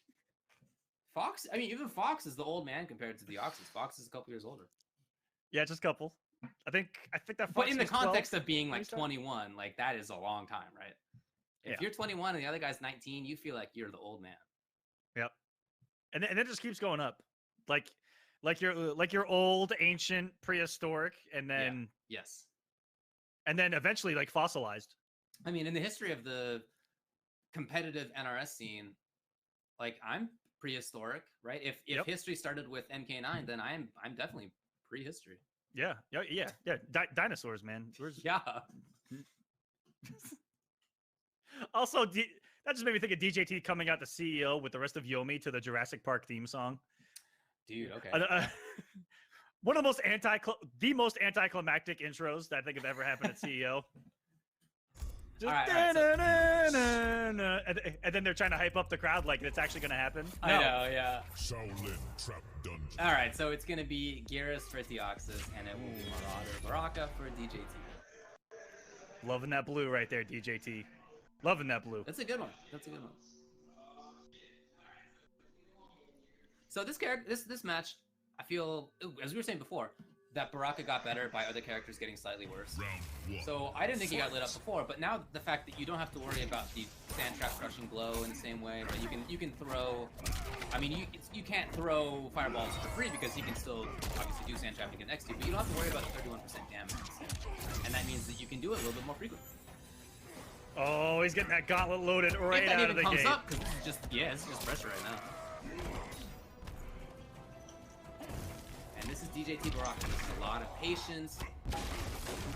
This is going to be an interesting matchup to see that patience on this Okay, on this he's trying on to bait display. out those false blocks. I like it. Yes. Ooh, look at the use of the normals from DJT here. Oh, here we go. Actually, ridiculous defense. Damage! There by Deoxys. Damage! Oh. Oh no! With that gauntlet loaded, he gets the big boy stuff. Oh, he is. Okay, so there's Deoxys making adjustments to the staggers of the 1-1. And this is going to be interesting to see DJT's patience pay off in the matchup that doesn't have conventional projectiles and is a character that wants you by him. Are you serious? The one time he completed the string? The one time. Yeah. Literally the one time. Yeah, that's incredible for Deoxys right there. He hadn't even been doing like a down one false block OS. He had just been blocking out for years. Yeah, I'm about to say, I honestly wouldn't be surprised if he has just a flawless block up to input there and kind of knows what to do afterwards, like he's actually OSing even the staggers into it. I wouldn't be surprised. I doubt he is, but I wouldn't be surprised. Trying to make something happen here. A lot of little staggers, and that's certainly something that Baraka can do. Yeah, still really paying attention to that. Ah, Deoxys finds it. And he's very cautious. I feel like that could have been forward Yeah, 4. forward 4. Yeah, forward Yeah. 4. Okay, trying to make his way back in. And Deoxys, I really like Deoxys' style right now. He has been such a demon defensively in this matchup. A couple times DJT has had pressure. Deoxys has just blocked correctly or flawless blocked correctly or whatever. And other than that, he's had this full screen and it's just been working like gangbusters. Are we seeing Deoxys out defense and out patient DJT so far? It's been DJT who's the one who's been on the offensive. You know, you're right. Oh, right now, here we go. It's a different story. Will he complete it? No. Oh my goodness! The micro gun. That was, I think, the last millisecond possible Deoxys taking game number 1. I'm just thinking about the defense right there from Deoxys. He got under the grab, he blocked correctly, he flawless blocked correctly. It was gorgeous. I never would have thought that I'd see a Baraka versus Geras matchup almost go to a timeout. Ever. That was amazing. These two characters do the most damage in the game. Flat out. And we almost went to a timeout. Purely based off of fundamentals. Right. The patience by both, the offense by both. This is an interesting matchup. You know, Deoxys I thought would be the more aggressor, and he's clearly not. It's been DJT on the offense the whole time. Yeah, and not even wild offense, right? It's been slow approach kind of offense. It's been that same bulldogging that we talked about when he had to play in Cyrax versus Cabal versus Rio 7 or 8 years ago. It's been that same kind of slow approach. Yeah, slow approach. It's been like a boxing match where he gets in there, throws a couple of jabs, and then backs off. And we haven't seen too many haymakers thrown. Okay, all right. He's really staggering it well right now. He's trying to take advantage of what Deoxys has been trying to do. Oh, he had it! Just didn't have the bar for the up two.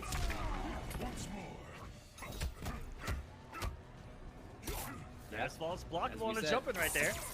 Yeah, that's true, but it's also now fuzzyable. That is to say, you can just block the same timing and you'll be able to block each time now.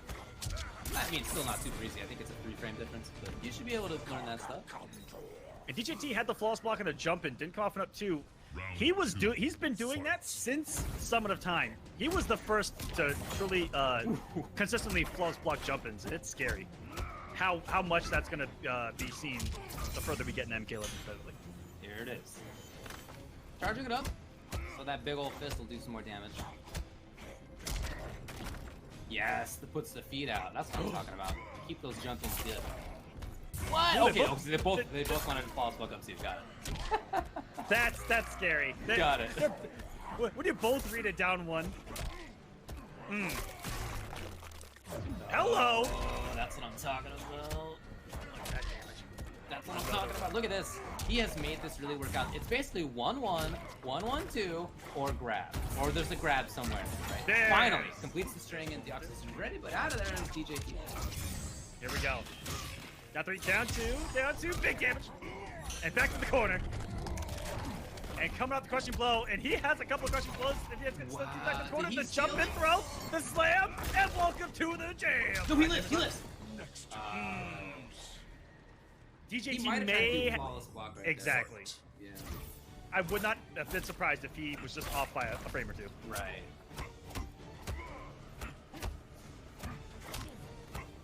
Trying to block it out. Here it is, you can convert, yes. That would hurt. That really would have hurt. This will hurt. Finally! He's got that bar, yeah. Big damage back to you. You got the bleed. Now, for everyone thinking that Gears' 495 that he just did was a lot, that does more than 495 with the bleed. Yeah, that ends like 55% or so when you count the bleed. Do not feel bad for Baraka getting hit for half health. Oh my! Out of there. What in the world? Did you just had an OS of wake up with yeah, no there was meter? no wake up available. Right, exactly. Anyway, it worked out for DJT. That's a wake up buds. This is a set. We're in a set right now. And I feel like we're in a set in like almost future MK11. Like this is so cool for me to watch. We've all been saying since the game came out, obviously, flawless block. We know it's important, right? Clearly, no doubt. And yet to see it come into play, it's so fundamental to how both of these players are playing on offense and on defense. It is a huge part of the matchup right now. It's informing how the pressure looks. It's informing how the defense looks. It's informing whether they pressure and how and where, when it even gets started, whether you have meter. It is really all revolving around that. Very cool to watch. And something to take note of too is just stuff to work on for everyone. How detrimental flawless blocking can be in a competitive setting like this. How much that can just change the course of a match. Sure. And even when they don't have the resources, they still go for it as practice, right? Well, I mean, there are still things that you can flawless block and get better frame advantage on, right? So it still does matter in that way. Not on everything, but for a lot of stuff. Yeah, there are some strings where there's a gap, and if you don't have the meter, it still becomes punishable, and it would have been safe before. Yeah, and these are probably two of the better players in the scene at bringing out flawless blocks. Okay, down 3. Yeah, that means it's his turn. Oh, here it is. A little too far away. Deoxys gets lucky. Here he is, though. These are two characters. Oh, escape fail. Doesn't matter against Gear. Here it is. Oh, he didn't confirm. It would have been weird. It would have been weird. He did not expect that to hit for sure. Slow. Oh, here's a huge chance, and he at least gets the knockdown. That's right. Plus, love this from Deoxys. Look at him getting the side switch too. That was that optimal air-to-air conversion right there. Could have taken a risk and like a dash forward one. Oh, it was flawless block for sure. That would have been up 3, I guess. A lot of short hops, guys, are these players going for the flawless block. Exactly. Yes. Oh, he got hit first. He was trying to down 2, it looked like. And smart. Stand 1 hit him as he was trying it. Chips out. DJT takes the round. Round 2. Fight. What's the over/under on DJT doing the chop IRL, even though no one's watching right now? Like at his house, on his couch. In real life, yeah. Yeah, he actually just did a chop. You know, he hadn't really been doing chop much. This is the first game we've even seen it. Underneath. Again. Oh, this is one character where escape fail does matter. Both ways. If you get grabbed, you're gonna get got. Oh, and you know Deoxys knows that. He's really trying to pay attention to that defensively right now. He gets got! Oh! Another one, 3-10, and that is it. DJT going up 2-1. And it hasn't been the big damage. It's been the flawless blocks. It's been the decisions up close. It's been the staggers. He's gotten the throws. He's gotten the single hits, the sweeps. All of those have added up. It hasn't been the bam half-life. It's been the chip away at it. Chip away at that health bar with these single hits, these throws, sweeps, 1-1s. That's all that it has taken. Because he's played everything else so well. Ooh, okay. Is it Highborn? I have heard you know it's Highborn. I've heard tales of Deoxys Highborn where people just don't know what to do. I have heard the same tales. Very interesting here. We'll get to see how he plays it. Does DJT know the matchup? And does he know the changes? Those are 2 questions going into this. I'm kind of excited to see this. Oh, dude, yeah. I hope you guys are too. Oh! Starting out with a bang. First time. So this is now, that's safe. Yep, that's plus. Yeah, it's just a very frustrating match. DJT's already halfway dead, by the way, and we haven't even seen a combo. Right? It's just hit staggers. And those are A plus. little bit of zoning right here. Those are plus. On the side, Yeah, they're like plus 8,423. Oh, good Oh, call what on a the call. call. You see him protect himself? Yeah. Oh man, DJT's definitely sitting there looking at it all, taking it in, and kind of processing. Oh, but he can do full. Yeah, I was just saying, his only conversion right there would have been fatal blow, and he does do it. This isn't a bad decision because he's gonna put him close to being tied. He's only gonna be a hit really away from taking this. Oh yeah, if he finds one hit right now. Anything in a gutted and a down 2 and it's over. Ooh. Okay, or not. There's a fatal blow on deck now. Safety. He went for the grab. Escape failed. Now DJT has, if he takes the round, is gonna have a crushing blow. Go next time he takes an amplified fan to the face, making the approach. He just walked in. But he still has a 310 throw loaded. That's scary. No matter the lead, no matter what is going on the screen. That's right. Okay, only forward 4, not the rest. Yeah, that works a little differently for her. There's a big swing. No breakaway, so damage is a coming. And by the way, if no breakaway because of the flawless block up 3, just do a video. So DJT's really the decision not to come off the crushing blow on the gutted means that he believes he's going to take this round and have not only the gutted crushing blow, but a throw crushing blow going into the next round. He's going to go for the throw here and get the kill. And there it is. Yeah, and that's it. Oh, 9 left. Wait. Oh, but any chip. Any button in the chop one. chop. Yeah. Yeah, that was going to be a tough one. Right, that we're probably going to be down 3 chop chop. Once I saw him near that fatal blow range, I'm like, throw can kill, wait a minute. And that's exactly what he did to come off it. Great stuff by DJT, and he still got the gutted crushing blow for the damage loaded. He can still get the other side's throw as well. Heavy hit comes. Now there's not a ton of damage, not as much as the other katana in most situations. But you can see the space control she has, the safety on block, pressure on block. That's still a good amount of damage. Just a single hit is. into something that's safe. It's not nothing. You're right.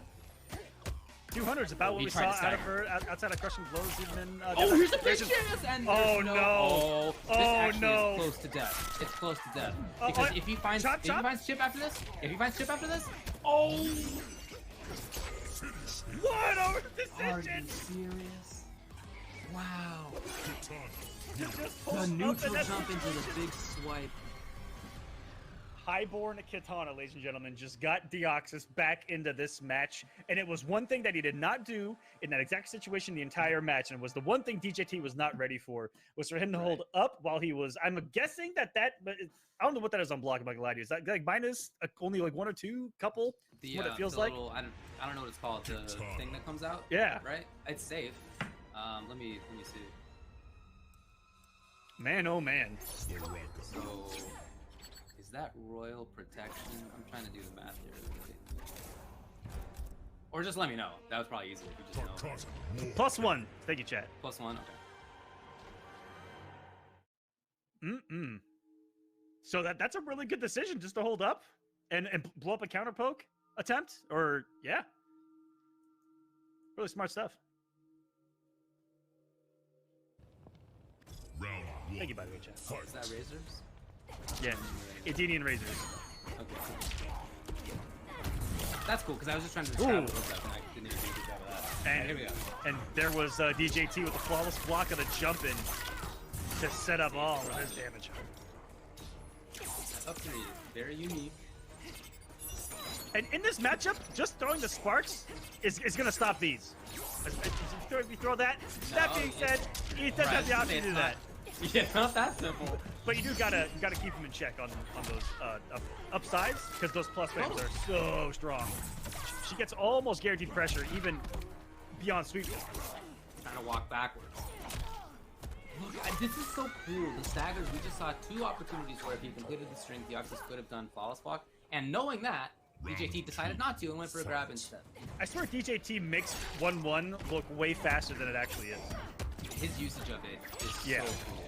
I don't see that really from any other Barakas. He's so staggery, and it's it's so fast in the first one I'm used to seeing out of the Baracas. We're very committed on 1-1-2. Right. It is possible to just take him from the 1-1 by itself and then do the 2 on hit. It's totally doable. Here we go. So it's basically a couple hundred damage each time. Yeah, look at that. It's not a ton, but that's for sure gonna be chip kill. Now it's double match point. Final round. Winner advances. Loser is staying home on the night. They're not going anywhere, as it turns out. Oh, good jump, but unfortunately, he already whipped. Trying to start things off with down 3, down 4, something in the DJT backing off. Ooh, just Look, the it's one. just, That was it feels so cool, by the way, to be able to stagger in that way and to make it work out, right? Like, that's just a cool... Oh, no! Why? Whoa! Wait a minute. Is he coming off it? There it is! Oh, he's 100%. No, he didn't do enough hits? Why? Or maybe he just didn't hold it? I didn't count it. He tried. Oh, Here's a big my chance! goodness. And he didn't hold that either? Is on the hunt right now. 80 damage left. Can he take it? No staggers at all, but looking to pull up something with the cancel into the chop chop. Just looking for the chip at this point. Outside of the range of the chop chop. Once again, Deoxys still unable to open up DJT on these good chop chops. He's trying so hard on these chop chops. 4 of them have whipped. Oh! Got it. Yes, this time he spends it. Doesn't even matter that he did, but that's great.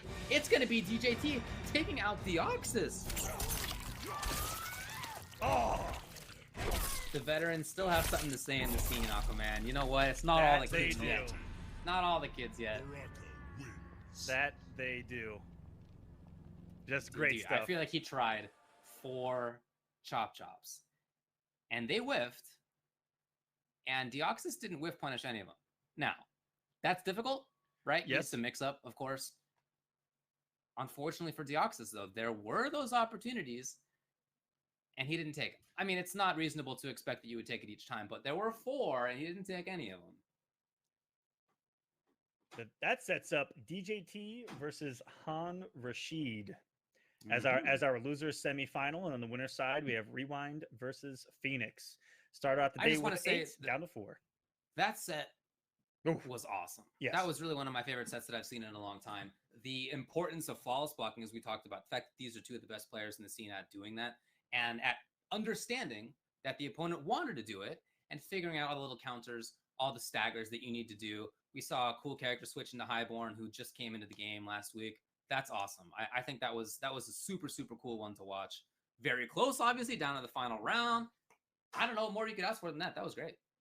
Yeah. Really good stuff. And, you know, I like that we saw a flawless block up 3 go punish there, because it kind of punished Deoxys for being that good, if that makes sense, as we get a foreign invader on our broadcast right now. Did the cat open the door too? The cat opened the door. Yeah, he knows how to open doors. That's scary. He can definitely open. Oddly enough, my cat only knows how to close doors, and he locks himself in rooms. Hey, buddy, come here. It's the complete opposite. You want to watch some Mortal? This is Ajax. Ooh. Hi, Ajax. Ajax just hanging out with us. Top 4, guys. Top 4. I look at that, and the producer's like, yeah, your cat just opened the door behind you, by the way. Yeah, I mean, I heard it happen, but what are you going to do? That is fantastic. So good boy. So I believe that we're going to do... Are we going to do one more before moving along? Yeah, we'll get the word on that. But as you said, the next one is Han Rashid, and no, I guess the next one probably should be Phoenix versus Rewind, right? We are going up. In normal order. Yeah, it looks like Phoenix versus Rewind is going to be next. Cool, good. We got sorry guys, we got a sidetracked or cat tracked there for a second. Good boy. He's now currently sitting right behind the PlayStation, you know, where all the hot air comes out. He likes it. I mean, he really likes the heat, even though it's in California and It's way too hot for me to even be wearing this. This I'm about to hoodie say, right I don't know how you're doing. I'm in Texas. I haven't touched a hoodie since now. Yeah, it's moving down here, if I'm being honest with you. it's a little toasty. Yeah. My cat is currently passed out on my Roadrunner hoodie. So, good for you, Con. So we got the invite sent. I now see Phoenix has arrived. And now we're just waiting on rewind. Oh, man. Definitely do not unplug the Ethernet cable here.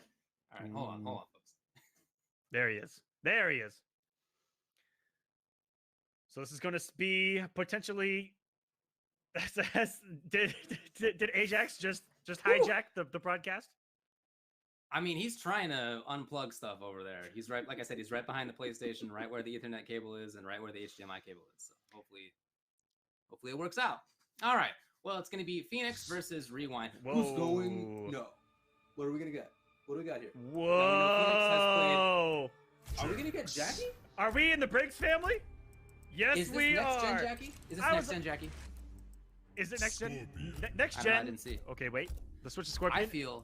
Did Phoenix see that it was next gen and make the switch to Scorpion on purpose? Next gen has gone under the radar for far too long, and I've got a place to talk about it, and I'm going to talk about it. Next gen please is really good.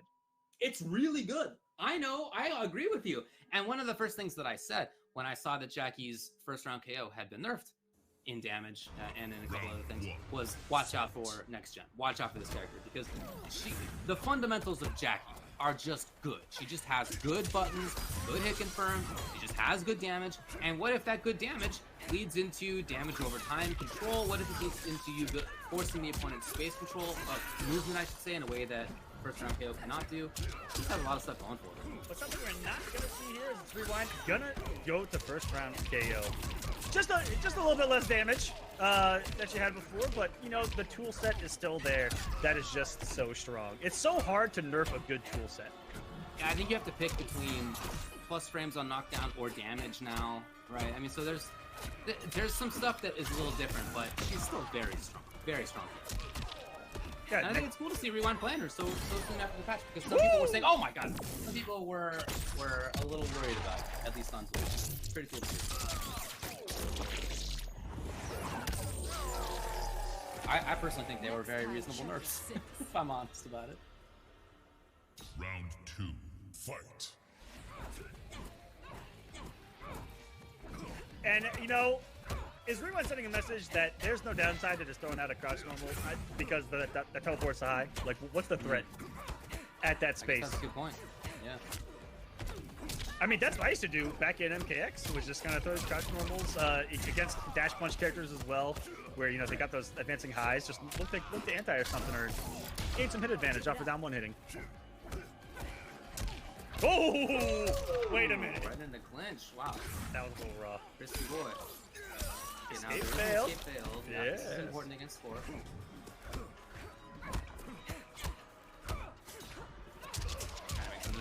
Wow. Neutral jump and it hit. And next hit's gonna do it. Oh, didn't believe in it. Look at.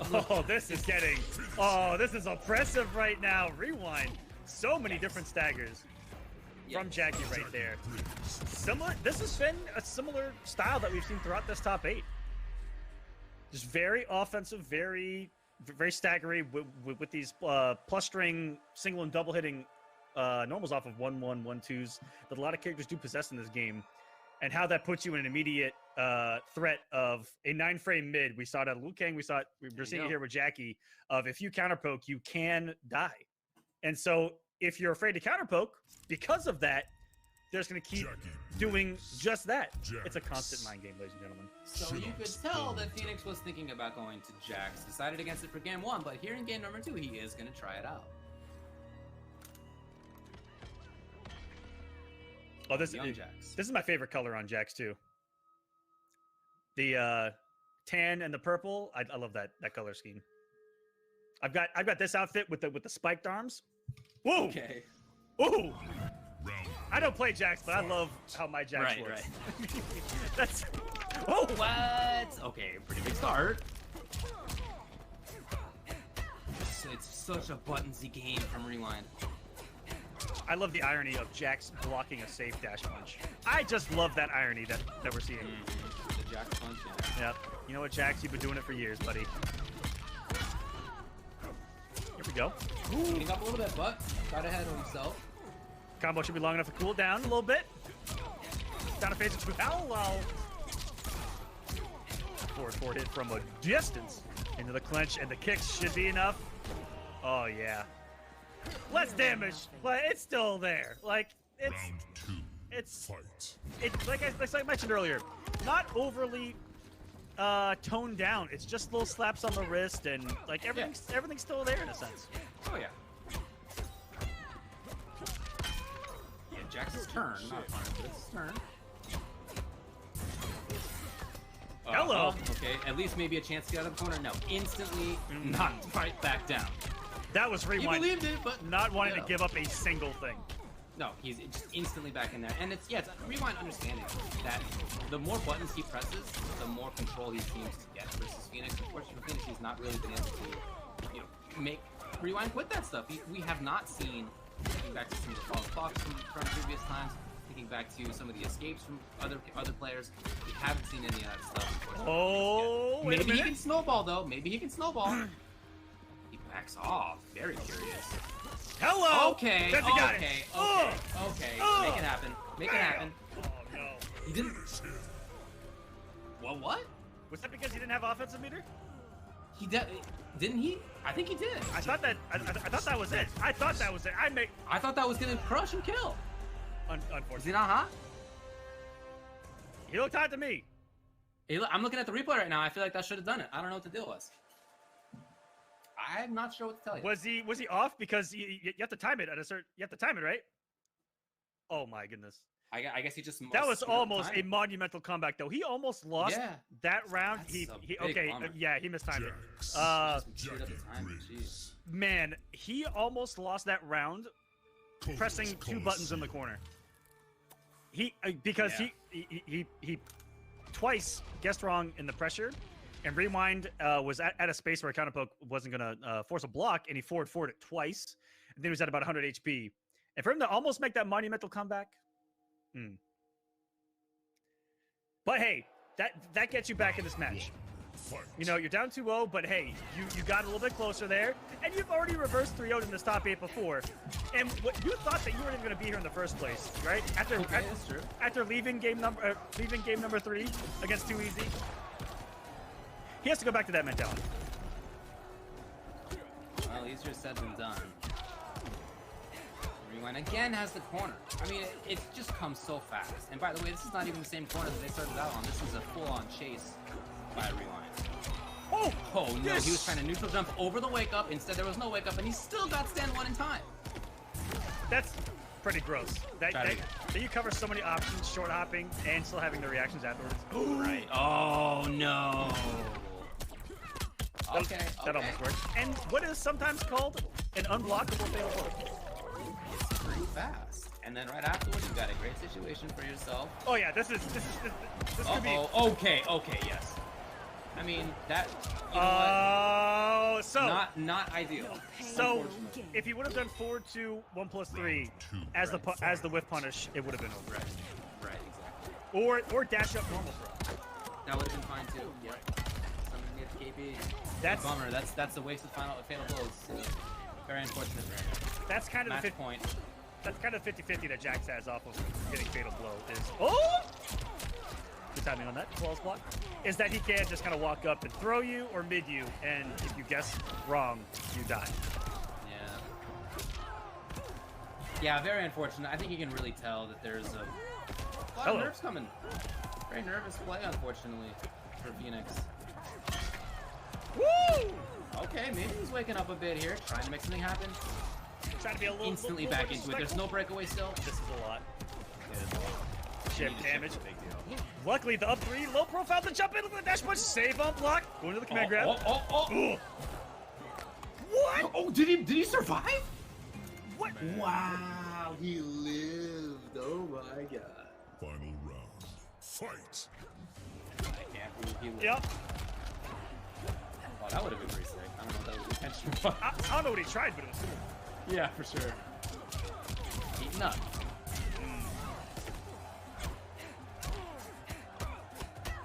Here's that bullying that we saw so many rounds in a row. And he has switched sides with command grab here in this last game to really keep himself alive. Pressure's on. I mentioned how nervous I felt that he was looking, but right now I don't get that sense at all. He's looking much more confident. A lot of damage lost off that hit there, down one in the corner. Jax easily can pick that up with a down 1-2. Little conversion there. That's twice he's just down 2'd after a jump in. And here's one of those times where he just tries pressing any button here in the corner and whiff punished by rewind. Be careful here. He's done that so many times in this caught Phoenix pressing those buttons. Try to get the command grab the delay wake up. Is that it? Yeah, it is gonna do it. So, you know what? Rewind ends up taking it. It's 3-0. I'm at least happy for Phoenix. Yeah. At the end, he seemed to be a little bit more sure of himself. Yeah, a little more comfortable. He got steamrolled. I mean, there's no bones about it. But still, by the end, you could see that he was looking a little bit stronger, and that is at least something to build on, maybe for the future. Yeah, he's gonna go down in the losers finals, where he will face either DJT or Han Rashid. What a matchup that should be as well. And we are coming down to the tail end of this top 8 of the online West. Still a few more matches to go. We got losers, semis, finals, and of course grands to come as we are in our top 4 stage. Some of these matches have just been absolute classics. All game 5s and 3-0s. We haven't had a 1-3-1 yet. Oh yeah, it's either been a blow up or it's been super close. Okay. Yes. Yep. We'll see if that trend continues. So it will be DJT versus Han Rashid, like you were saying. Now I'm looking for Baraka here. For Han, you gotta think he's gonna stick with Lou. I mean, his character he's been playing well for a long time, and yeah, we're all talking about how good Lou is. So why would you switch away from that? Yeah, why would you? I don't know. Seriously, I don't think he's gonna. We're asking. Yeah, we want to know. I don't know why you would right now with I don't think you would. With you getting that mix up on everybody now, you know, of +3 and a forward 4 to back it up. Yeah, it's just so strong. I mean, complemented by his movement, by his incredibly strong zoning, his incredibly good buttons, you know, anti-airs, his whiff punish capability, just forward 4 in general. You know, we just talked about forward 4, but really just a strong overall character. I highly agree with that. So DJT has joined the lobby. Now we're just waiting for Han. And this is going to be... I really want to see how DJT approaches that exact situation. The pressure of Liu Kang. Because it can be overwhelming. And against someone who has made a name for himself, dealing with this kind of stuff, we'll see. Well, Han's on here now. Because, you know, you can sit there and say, you know what, I'm just going to block it out. But then I think that Liu Kang's going to implement a lot more throws and a lot more, you know, of the savagery of, have you ever been 1-2'd before? Yeah, I mean, yeah. Because I think we all have. You know, it's tough. It's tough to deal with. Yeah. And it just keeps setting up that, please press a button. Please press a button. Please press a button. Right. Later, buddy. Yeah. Rinse, repeat. So we'll see how DJT can handle that pressure. Yeah, and we've seen how zoning. excellent his defense is, right? I mean, he has amazing defense and excellent flawless blocking. So yeah, we'll see if he deals with Liu Kang, you know, in maybe a better way than other players might. We should say though too that although I would say that Deoxys and DJT have been the best when it comes to flawless blocking, Han's actually had some great stuff too so far in this top 8. Han might even do some zoning in this matchup. That low projectile, it's going to be hard for him to inch his way, you know, crouch that low. He actually has to hold that projectile in this matchup.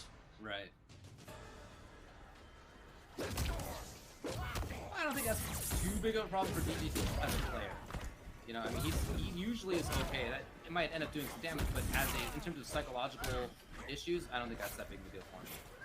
Yeah, you saw him get hit by the amplified straight shot because he ducked the first one and then stood after to try to get the movement forward, right? And what a beautiful punish. And this is what he likes. He likes being put in situations to where he only needs a couple of good reads, right? We talked about this. Yeah, it's totally in DJT's wheelhouse. He will fight through it all. He will endure what he needs to endure. if all he needs is the hit. Trying to block that Shin, make something happen here was on Rashid, but no dice. He overextend? No, not quite. That really could have been what punished the big damage. Didn't block the overhead, surprisingly. Yeah, there is no mix-up there. No, he might have just thought that the mix-up wasn't button timing. Or hasn't seen that string since the beta. Right. Where we were all like, cool, he has an overhead. Yeah. Well, remember in the beta, you could pick the low staff. Oh, yeah, baby. Dang, look at this. We were talking about maybe Han Rashid zoning. No, it's the Blade Sparks. Oh, did he overextend? Uh-oh. I mean, No fatal. Hello. Shit. Oh. Big damage. Woo, look at that movement. This dude did point-blank Blade Spark, and it worked. It sure did. All he needed was a chip right there. Two. Yeah, now I will go to my grave saying that Blade Spark is a top-tier projectile in the game. It's excellent. I mean, you're not going to have to convince me on that. I think it's great. Excellent startup. Excellent at trading when you get the Amplify out. It just sets a good tone for the base of the match. Against these other zoners, where they're clearly better zoners, but it's such a good check. Yeah, it often does more damage than on meter burn than other projectiles in a trade. Actually. There's some exceptions to that. Okay, fall swap. It's just beautiful. Wake up button, all right. I've seen more flawless blocks to this top 8 post-patch than I have, I think, throughout every previous top 8 for the pro competition. Struggling to get out of here. On the sheet pressure. Our players are getting better, David. No doubt. No doubt. Very staggery right now. And that's, yeah. Oh, that's not a punish, okay. Triple throw. Is it enough? And it is. Just barely. But it is. What a game won by DJT. You know, his neutral game is so strong for him. The way that he pressures, the way that he knows how to get around somebody who's trying to defend well. This kind of pressure, right, is not the pressure that you do if the opponent isn't good at defending, right? If they're not good at defending, you just go in. You're right, the string's gonna work, you're gonna do it. Yeah. Against somebody who you know can defend well, that's when you have to bring in the funky timings, the staggers, the weird hit confirms, the weird buttons. Yes. And he's taking advantage of Han. Has Han gotten any 1-2 forward 4 pressure going yet? I feel like I saw maybe one, 2. He hasn't gotten much going here offensively. He's just been kind of dancing DJT's dance here, and it's not something that you want to do. You know, no. You want to have a game plan and be able to implement it here. It's not going to be easy at all because you talk about DJT's just neutral game in general. So strong. Yeah. It's just so strong. But you need to get comfortable here and start doing as much. I hate to say this, the Liu Kang thing. People in the chat, you're not going to hear me downplaying Baraka. I'm what you call Baraka up player and not have been since week 1. I've always thought this character was. But now after the patch, when other characters are slightly diminished and he's still just as good.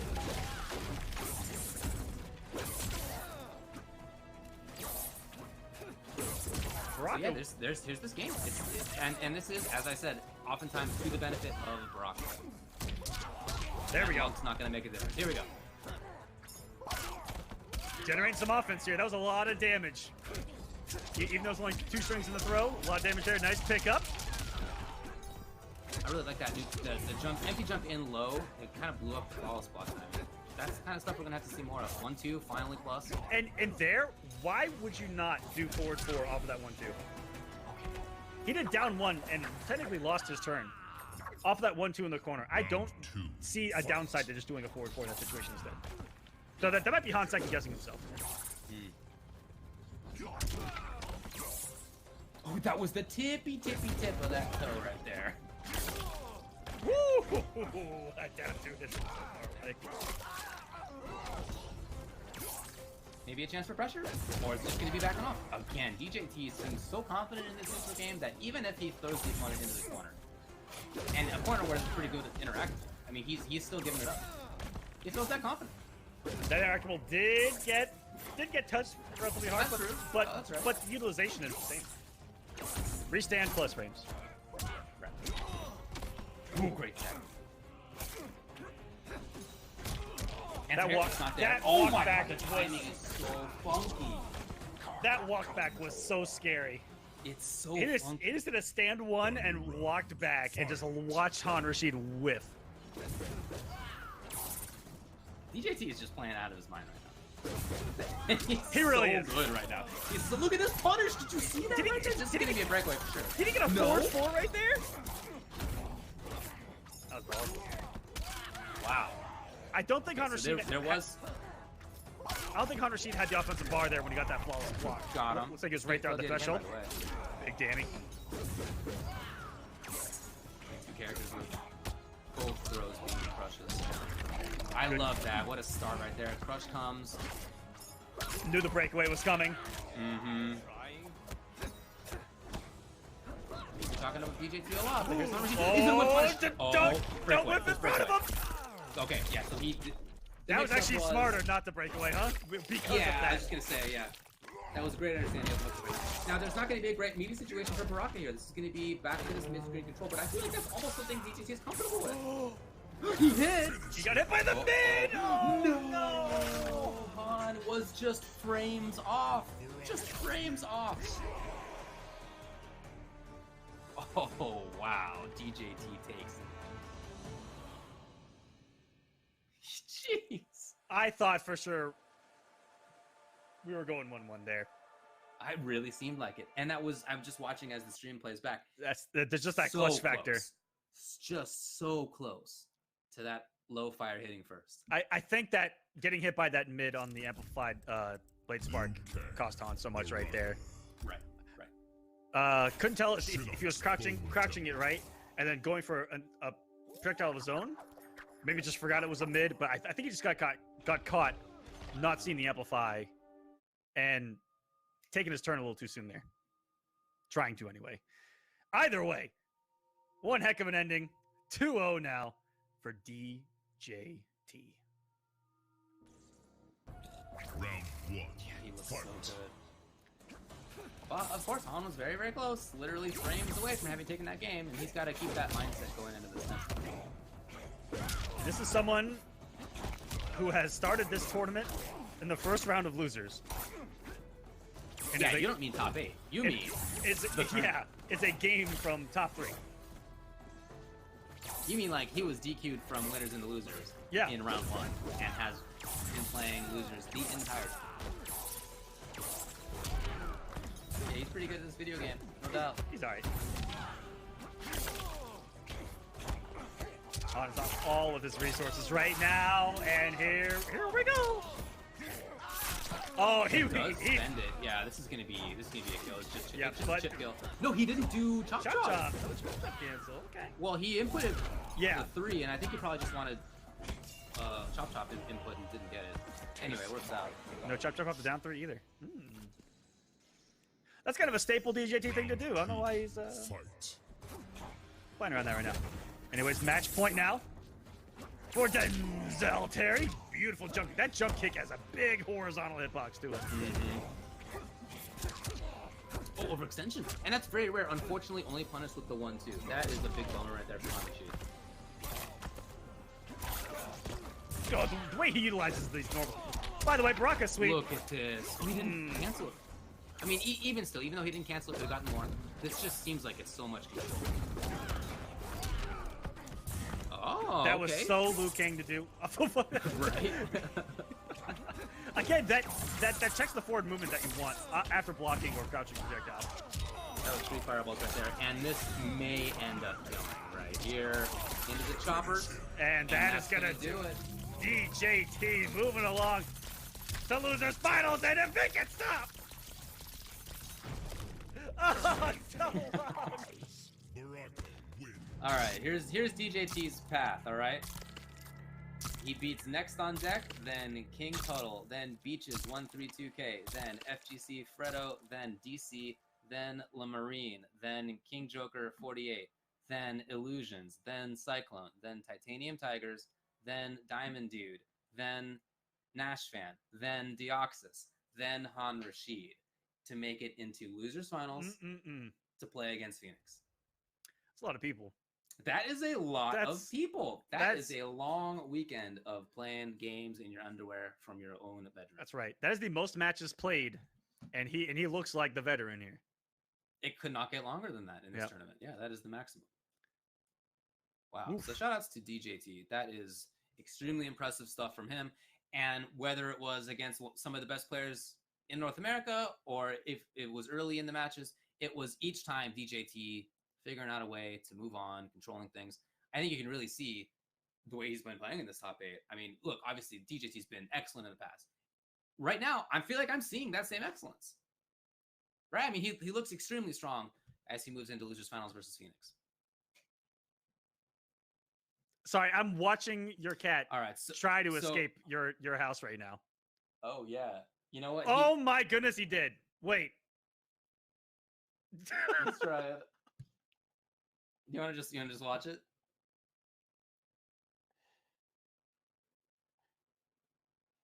It's literally just like, I opened this door. You cannot contain me He here. did open the door, and now he has to pull it open. Yep. Unfortunately, he doesn't have any opposable thumbs. Trying. Anyways. That's got to be a bummer. I don't know how that is to have no opposable thumbs. So up next is going to be Phoenix versus DJT. Of course, in grand finals is Rewind. He's going to wait to see which one of those two players he plays against. I'll let you know how Ajax does, all right? But we're going to take a break right now, and I'll give you the scoop afterward. We'll be right back, guys. All right, everybody, welcome back to the Mortal Kombat Pro Competition Online NA West, where we have made it into the top 3. I just want to let you know that Ajax has made it out safely. He escaped. Out the door, and he is currently eating some food in his food bowl. Everything's great over here.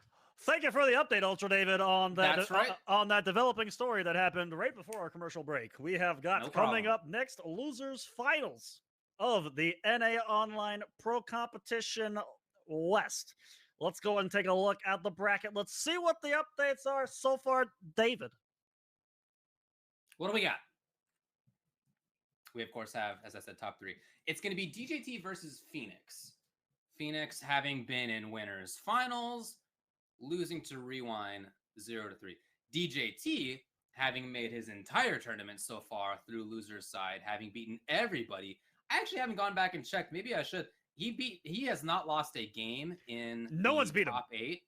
Cusco took 1 game in top 32.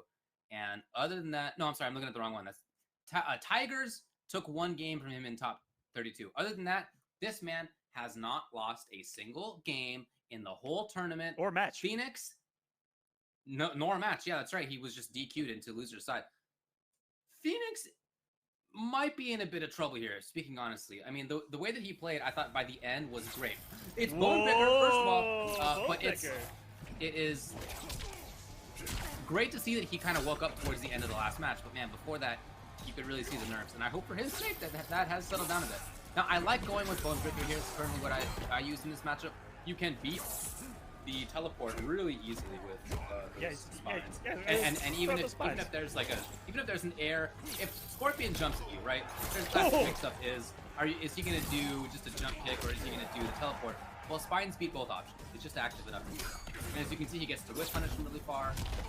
I think this is a good matchup for Bone Picker personally. Here we go, the mix. It gets even scarier when you mix in jumping kick, 4-2-1. Oh yeah, Deoxys beat DJT. Oh, he believes in the comeback. My bad. He believes, chat. What's it gonna be here? Dash up, command grab. Dash up, command grab. He can do it. I don't feel like that's the DJ thing. Yeah. Okay, he was ready. Wow. And then the spine. Point blank. Trigger pulled on the spine. I mean, the spines are safe. There's no downside to doing the spine. I don't think ever. I mean, it's a high, but other than that, it's excellent. Yeah. As you can see, whenever he sees Scorpion go into the sky, this man is pulling out the spine. Okay. And if you guys thought New Era had a far-reaching command, you have not seen Bone Picker Baraka with the lunge. Yo! It's actually called lunge too. The blood lunge.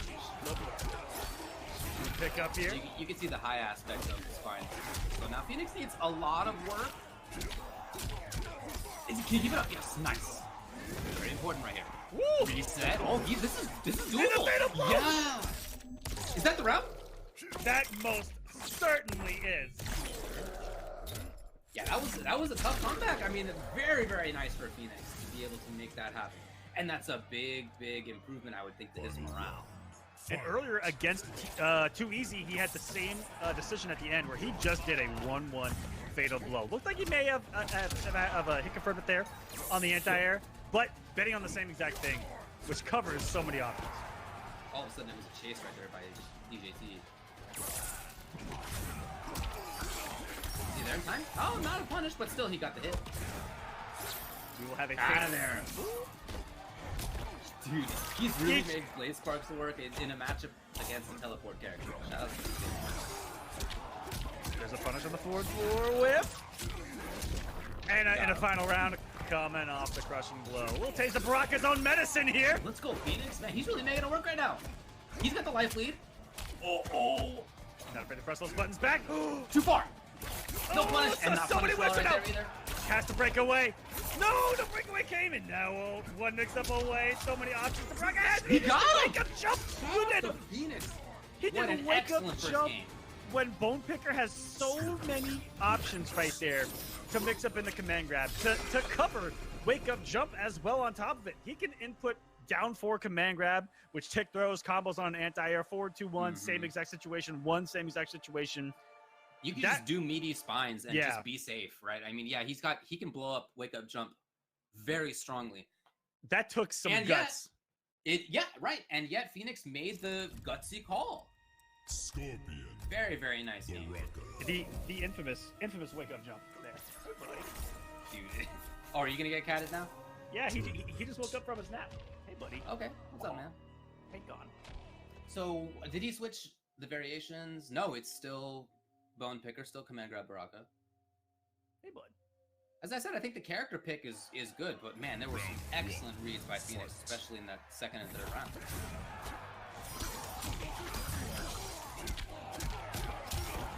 Yeah, getting the knockdown here. And really inflicting the mix-ups, really controlling DC, even gets the full screen crushing blow. Look at this right now out of Phoenix. It's just mauling. Ooh! Not quite there on the punish. Yes. And we haven't seen as many flawless blocks out of him. Oh, who was hoping to see the block?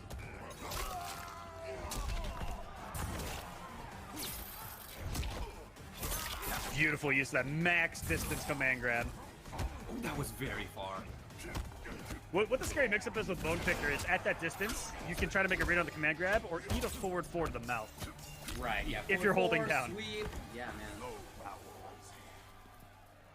And now with a lead, here's Phoenix up a game, up a round, and that was a convincing round. It was. There's no doubt. More convincing than the tough comebacks he had to make in that first game. No conversion.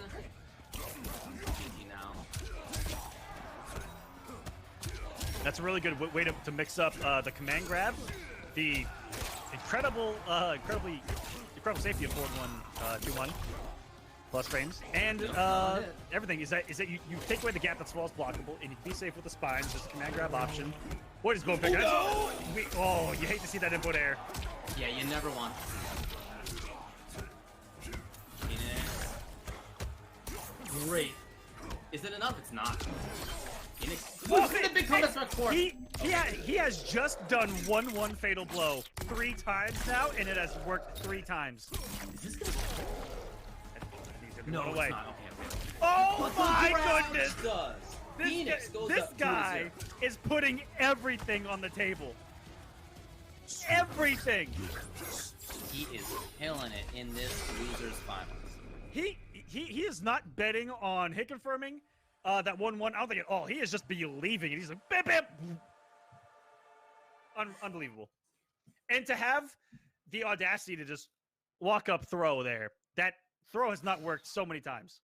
You're in right. this Yeah, set. there have been a lot of text out of DJT, but not there. So many similarities between this set and what we saw with Phoenix versus Too Easy, where he made a comeback betting on a throw that hadn't worked so many times in a row. Being ballsy with the fatal blow. It's all working right now. Don't change a thing. If it's not broken, don't fix it. Well, look like DJT thinks Bone Picker might be broken. I believe this is Murat. I think that's what I saw come out. Lost Hive of the Kaitin. So now he'll have the big damage. I mean, look, obviously the downside of Bone Picker is that he does not have big damage. Yeah, this is going to be Marauder, so he has Gutted. And that means that if he finds a hit, he gets big damage. For sure. And against somebody like Reborn Scorp, who's going to be using Defensive Vader to cancel teleports, you know, there are fewer escape options. Right, so now if he gets touched, oh, he's in big trouble now if he gets touched, because there's going to be a long time until Breakaway's back. But there is that benefit for sure of using Marauder Baraka. You know, he makes the penalty. Wow, okay, falls block. End up. It worked out. Ooh. Here it is, and the confirm. No Gutted? If you're gonna do it, you have to make the Gutted. Right, that's the point. Unfortunate right there for DJT. And now he's seeing that there are not those flawless blocks that we saw coming out of Deoxys and a little bit out of Han as well. And so he's going into the forward 2-1-2 a lot more. It's +1. Round 2, fight. DJT back on the board there. But that might be an adjustment going back to Marauder from Bumspicker of not seeing the gut off the 4-2-1. Right, yeah. In Bumspicker, you just do not get big damage out of it.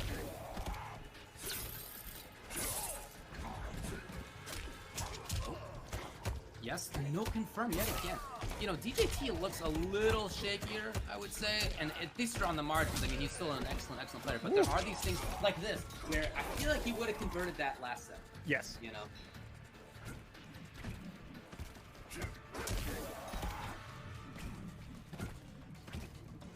Oh, this is classic Ooh, Scorpion. That is so right. classic Scorpion right there. Just hold that up back. Look for something to react to. Here we go. Or look for something to whip punish with the back one. Nice cancel the teleport there. And match point. This is match point Phoenix. Wow, he has played so well. There it is on reaction to that Blade Spark. And he finds the hit. He has no meter, unfortunately, but still has pressure opportunities. No! Oh, DJT. Yeah, again, no bar offensively. And yet, there's still so much pressure, so much movement out of Phoenix. He's finding a ton of hits. Even this. Even the classic, you are worried about pressure so much that you're going to let me come up and throw you. Oh, Phoenix is just making everything work. That might be it. One more hit. He's gonna walk up with a forward 3 and catches the approach of DJT in a 3-0 sweep in losers finals. That monumental run of DJT's coming to a close here, and it's Phoenix gonna set up that run back with Rewind for the championship of Online NA West.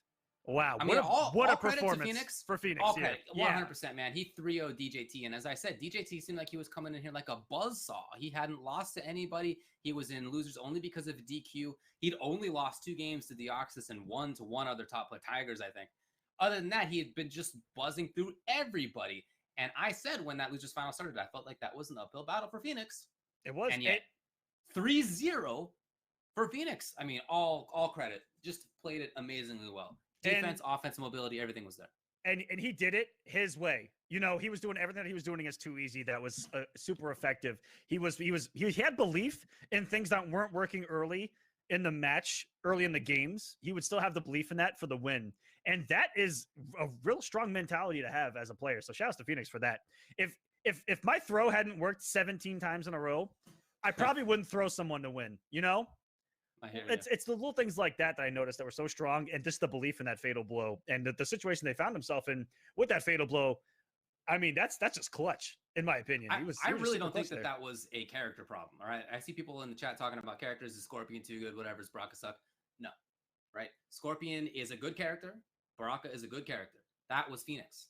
All right, that was Phoenix making excellent choices almost throughout the whole set. Now, it was also DJT, unfortunately, giving up a couple opportunities in what I feel is kind of an uncharacteristic way.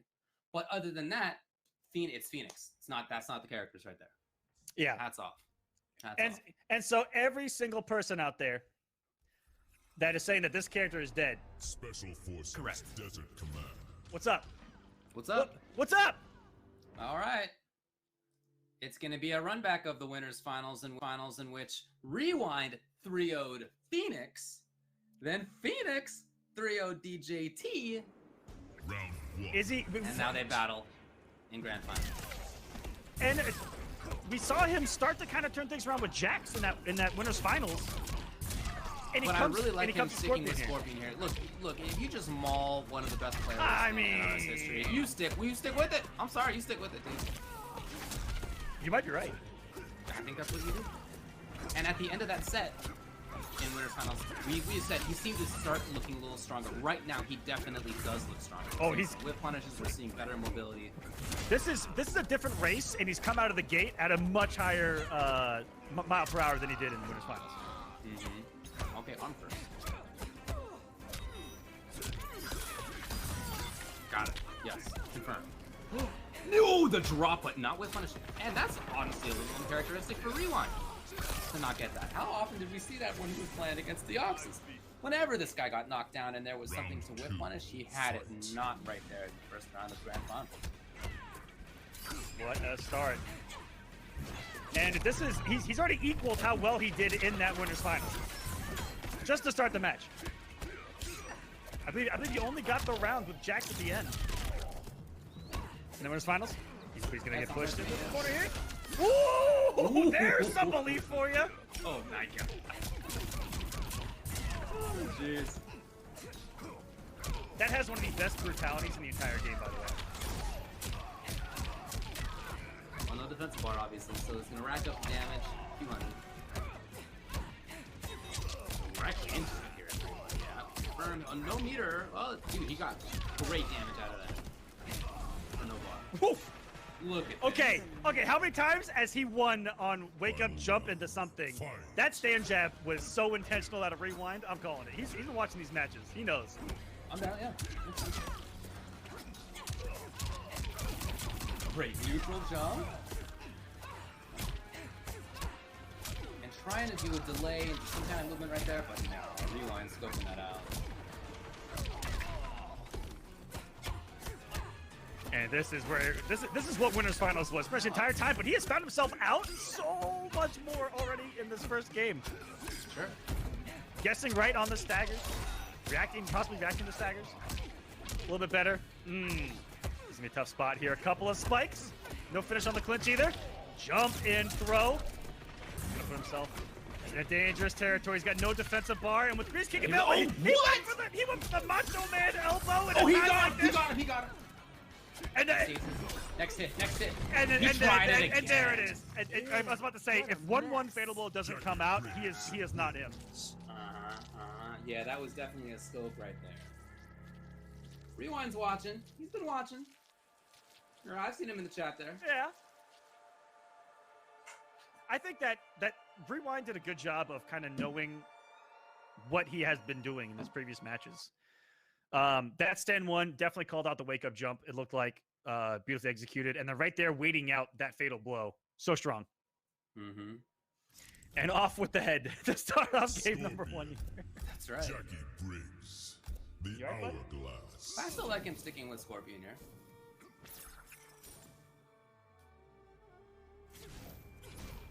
See if you can learn anything from that. Yeah, you know, when it comes to going back to the well on something like 1-1 fatal blow, you know, you're only gonna dredge up so much water.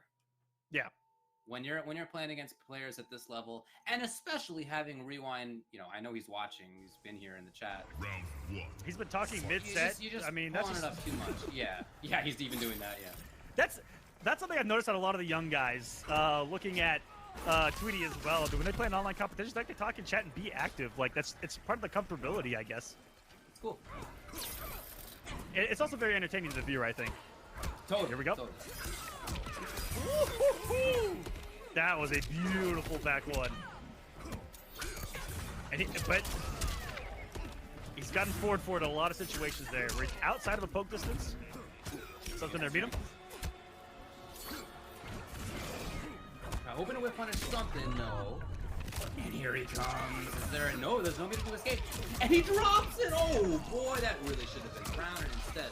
He not only doesn't get the round just like that, he might be in trouble here in the corner. We see Rewind really control the corner well.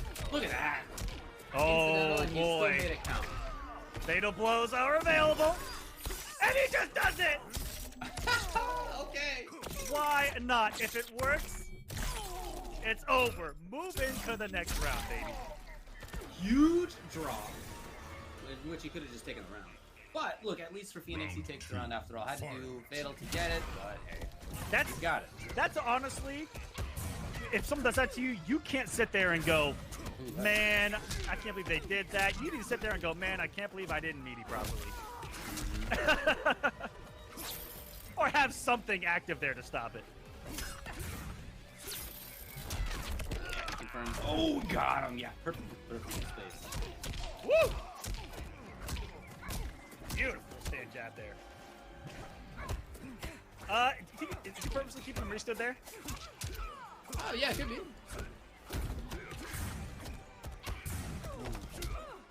The techs have been so good. Oh, and another tech right there. Wow, Phoenix has had that twice. No defensive parts. Should be some good damage to the corner we go. There's the ender. You can get the good damage on it. Yeah. Oh, no. One round All right, apiece. well, it's corner control. I mean, against Scorpion, is that such a big deal? I don't know. Yeah. Let's see. Yeah, I mean, the way that Rewind has been playing, he's been able to maintain the corner. Ooh, almost had it down too. Didn't have the crushing blow loaded. Came off it in that first game. That's right, he had already spent it. Nice conversion here from Rewind. And this is where he mauled Phoenix in that winners finals. But how many times has he been able to get out of it this time around?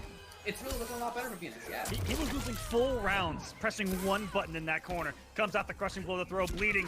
For breakfast here, oh my Look goodness! at that, he walked, and again, he dropped it! It was the perfect idea to walk back for the kick, and yet he dropped it. He's gotta make this one count. He finds the next hit. He takes it. Can he get it, though? He screwed it up before. This time, no, it's a game for Phoenix. That was just great gameplay out of Phoenix. I saw an old school MKX Scorpion anti. This man roundhoused Rewind out of the sky. You roundhouse That is them, yeah. those. You don't really see those big normal anti-airs. That's the heavy kick, dude. In Yep. MK11, like you saw back in X. Man, oh man, that was sweet. Awesome stuff. As we are tied at one game apiece. Phoenix still needs 2 more to reset this bad boy. And it looks like he's definitely under Rewind's skin a little more this time. He's swinging out of the corner far better than he did in the winners finals. He's getting the crushing blows. He's getting the health leads. He's getting the positions that he needs. And he just didn't have it before. He's playing a lot more comfortable. That win over DJT really changed things, like you mentioned, even coming into this. Oh, yeah, that was just huge. And not just that he got the win, but it was a blow-up 3-0 against DJT and win losers finals. Just incredible. And as I said, I really like him maintaining Scorpion here. You know, matchups aside, I don't know, is this good or not? That's not even the point. It's just that having won so convincingly against a player like DJT, I want him to keep riding that train, and he is. Look at this. I'd feel pretty good. I would too. Could come in a situation like this. Stomped by a Briggs. You're at 1-1 right now. With a previous Evo champ. You're already second place. You're already getting the money. You're already getting the good points. You're here to have some fun, put on a good show, and just Look teleport. at that. Just do it. Yeah. Nike, if you're looking for something to pick up. Oh my God, look at this. Look at this pressure. And he got, look, everything's working out right now. Okay, maybe not everything. Rewind's still alive. Ooh, he believes. This is gonna kill. But it's gonna put him in a killable situation that he needs to be careful of. Absolutely. Gonna have fatal blow. Gonna have wake up jump available. Has teleport. I'm kidding. Has the threat, no doubt. That was faced so well. That was incredible. And he got the kick at the end. Oh my God, Phoenix. That forward 3 whiff in the throw may have been like unblock techable. That was so good. That was actually incredible, yeah. I would not have pressed a single thing. I would have been a deer in headlights if that was in Oh, front I of would me. have been frozen. Oh my God. All right, he has ascended. This is ascended Phoenix right now. Rewind is bleeding right now. Okay. Big call out. Okay, you gotta settle down a little bit. Whoa. Yeah, you gotta settle down a little bit, all right? That down 2 was a little wild.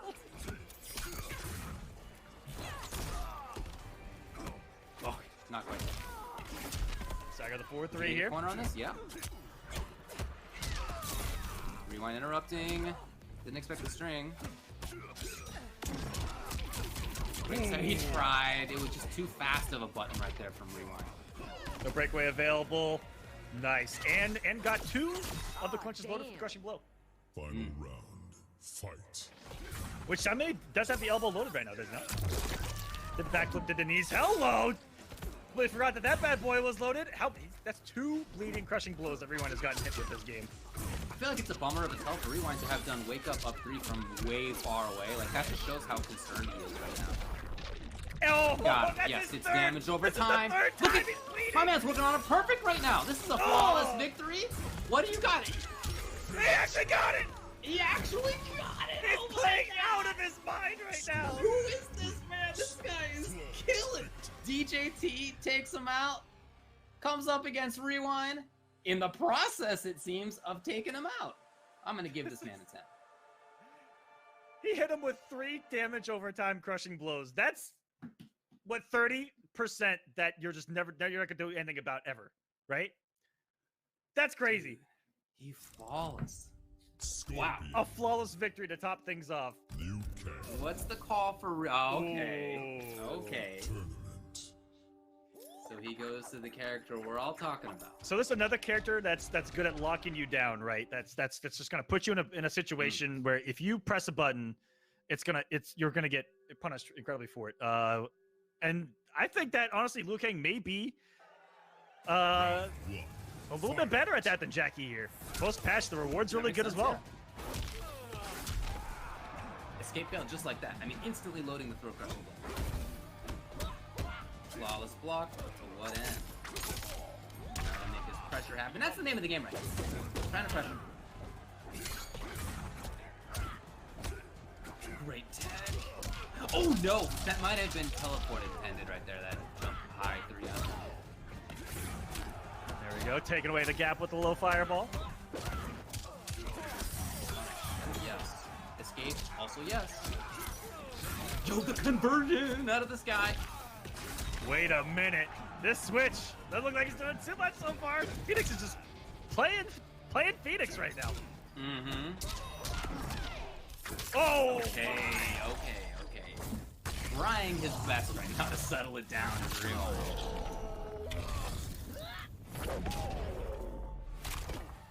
And it's the round, okay. Round 2. Fight. So he properly did settle it down, but at any point that little bee could buzz out of the corner. He actually got the back too, but it's not the rest. Okay, it works out. He's still picked up afterwards. Surprised not to see him jumping right there. And then he gets the proper timing as well. Phoenix is just on an absolute super high level. Yeah, those definitely take time to lab, against the options off the 4-4. Sure. 4-4-3 pressure there. When it is low fireball, straight fireball, amplifies the low fireball, amplifies the straight fireball. All things that you need to be ready for and have the punish ready for. A lot of individual hits right there. Yeah, I like that low fireball a lot. I think that's pretty cool. He expected the teleport cancel back. He was right. Punish, yeah. Woo!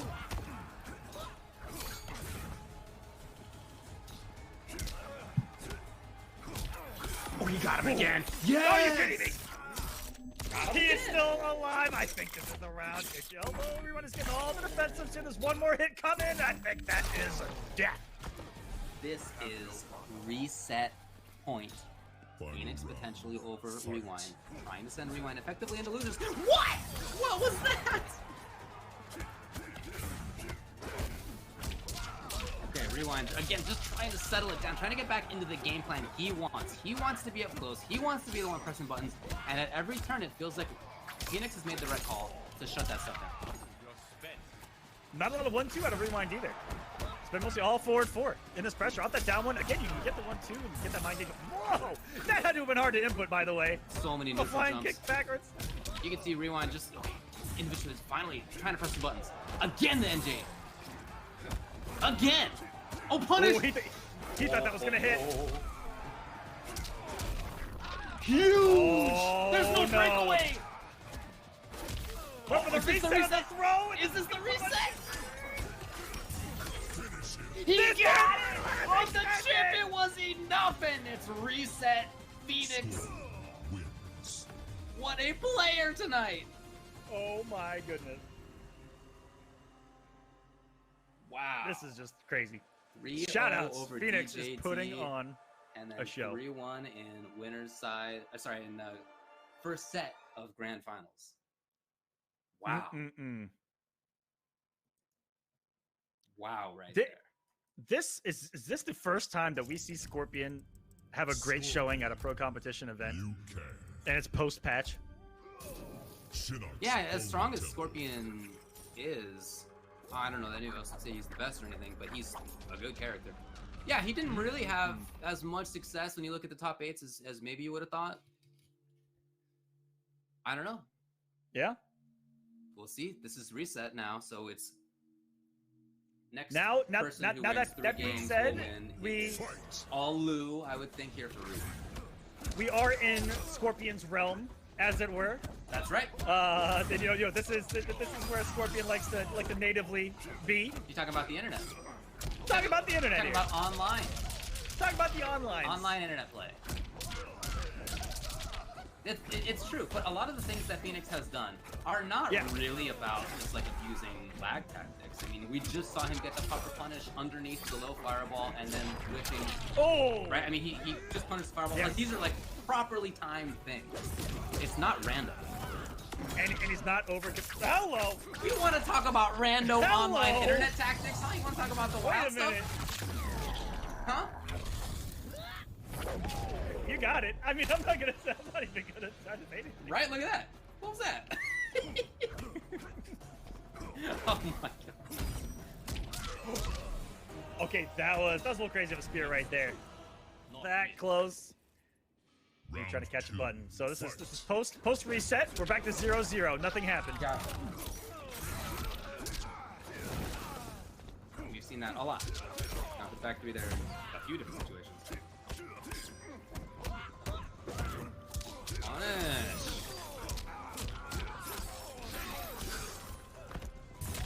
Side switch to end with the spear there. Really trying to move, and he's just running into a bunch of stuff. He just took about 30% damage he didn't need to. Try. Interruption, and he takes it. So, but for the rando online internet play of Rewind's with Dragon Kick and fatal into a fatal blow, but for that, this is basically Phoenix controlling things. Yeah, that is a reaction to the start of that teleport, and knowing that he's gonna go for the cancel, because that's one thing that Phoenix hasn't really done is go for the teleports on block at all, and that is a good use that interaction. It side switches, does okay damage. But this is all Rewind here. Yeah, it's got a lot of advantage right here, and you know what? Maybe he pressed a little too hard. He left too big of a gap. Okay. And another one! Okay, this is doable. This is absolutely... Tell me it's not... Oh, I was just gonna say, if it was 1-1 you fatal know, blow, I would have exploded. He put it in. He put it in. He definitely did. You saw the one. That 1-1 was there. It was. I would have exploded. Block or hit, it was coming, baby. Deoxys is gonna... sorry, Deoxys. You guys, my bad. It's Rewind here is gonna survive. Oh, he tried it. Oh my god, I'm watching this stream. Survive Dude, game number 1. That was 130% 1-1 fatal blow. Oh, no. I would, if I was a betting man, my wallet would have hit the deck and said everything on 1-1 fatal He blow. tried it. What else was that? What else was that? Right there. It was 1-1. What else was it gonna be? Shaolin Trap Dungeon. Anyway, Rewind takes that game. Wait Jeez. until the end of one of these matches where he just does 1-1 and then throw or something, and it's gonna hit 100%. The moment he doesn't do that at the end of a round where he's got fatal blow, I think 1-1, something else is guaranteed.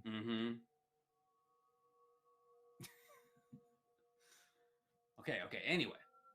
Settle it down. Get back into this thing. Rewind up 1-0 actually in the second set.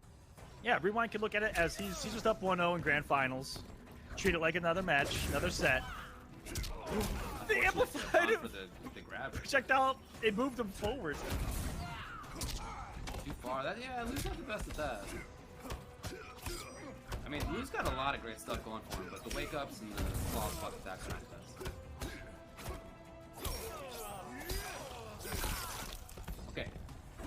pressure. Oh, he did get the hit. Oh! That was an online. unfortunately timed spike right there. Definitely. Definitely bummer. That jump kick was a little too early. Liu Kang's got that jump kick, like I said, it's got a horizontal, big hit, horizontal hitbox, not necessarily a big vertical one, so you gotta do it late for it to hit the grounded opponent like that, especially when that's in the middle of a crouching animation. He just rolled right into the grab. Round 2. Fight. And it's Well, yeah, Phoenix there here, are some who lag has... spikes in here. It has happened a couple of times. That was very unusual. Cool though. He pressed the button after the block. Swinging Up after a three. blocked up three. That's pretty wild. But to his credit, Rewind didn't just do forward four reversal. It was his turn. Yeah, right. He did that against Liu Kang, right? One of the characters who's most easily taking advantage of that situation. I mean, he's stealing turns left and right, honestly. Phoenix all He over the is. place. And Liu Kang, one of the best at taking his turn. Sure. I think Rewind's a little bit shook right now. I kind of agree with you. Yeah, even though he's up 1-0 right now in this set. He does not look as comfortable that as reached him being in these matches. Second guessing himself. Settle it down. Great damage. You know, the belief and the pressure that we saw in Winner's Final isn't there. This is close to death. It might Oh, be. this It is might 100. be. This, Yeah, okay. this, He spent everything. It's gonna be close. it's gonna scale. It is definitely scaling. Oh, he's alive. Easily. Bummer to have spent everything and yet the opponent's still alive, but he can take it just like that. He takes the Make game. the read. And we're at 1-1. Post reset. Thinking back to the end of the first game of this set, it was the roll back away from 1-1 fatal blow that allowed Rewind to take the game, right? So thinking about that, you got to think Phoenix was like, well, okay, hey, you rolled away in this situation last time. I went for 1-1. This time I'm going for grab. Just Yeah, the basic very mix smart up, right? Phoenix. And that was what took it. To make the adjustment at the end, to know what the option was, to see what he had done before, to make the adjustment. And it's Phoenix here.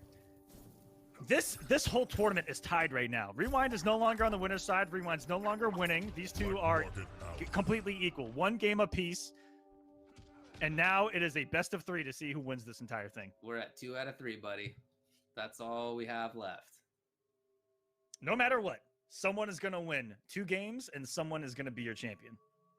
Phoenix from the Arizona crew. You know, we were talking up that crew when the top 8 And began. they are have all some here in the strong players. chat. They should be. They're out all there. talking up their boy. He's And great. it's so good to see that scene pride. Yeah, they all came out to SoCal Monthly a couple of weeks ago. I mean, they made that trip. It's probably a 6-7 hour drive away from where they live, and a bunch of them came out. That's the dedication the scene has. You can really see that paying off. And By one the way, thing I I gotta think say, Phoenix got third at that tournament.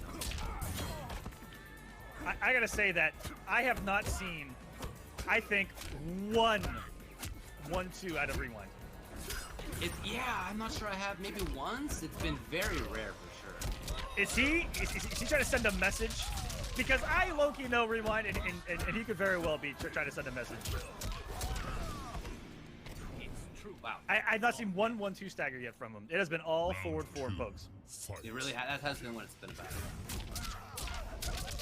And once again, reacting to the cancel teleport with the forward four, getting that damage loaded. I think he's got the crush. Yeah, there it is. I couldn't even get it out.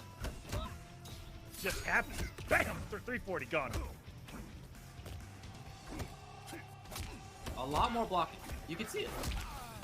You know, obviously, if Rewind's on pressure, he's going to keep it going, try to keep the train rolling. But other than that, right now, he is blocking. Oh, maybe I spoke too soon. Did he see flawless block and think that was going to be punishable? Maybe. Hello! Some damage at least, but not death. Well, there it was. Swing out a Rewind, and 2-1 now. Championship point for Rewind. Trying to take it for UYU, trying to get himself on the map. He's definitely going to, with a win here, potentially crack that top 12 in the points. Try to get into that final combat. Needs a win here to really start to set himself up for that, though. First place in this tournament gets 125 points, and second place gets 80. So a pretty good chunk. As we mentioned before, currently Rewind's at 14 points with 210. Oh, that's actually been updated with the current like today points. That's actually nice job whoever's doing that. Yeah, they actually tweeted out that the points are going to update live along with Smash GG. Okay, so that means so Phoenix as a result right now is at 80 points. He gets a minimum of 80 for taking this, which puts him at 160, and that will be good enough for that's just outside. Yeah, that's not just above Sakharov from SoCal as well. And you know there are plenty of events left there are to compete in. Championship point now for Rewind, up 2-1. Everything's looking good so far. Trying it again.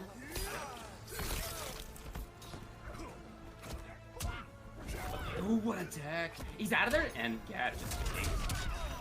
Okay, all of a sudden, Dragon King is going wild. A little wild here, a little taste of Phoenix's own medicine, perhaps.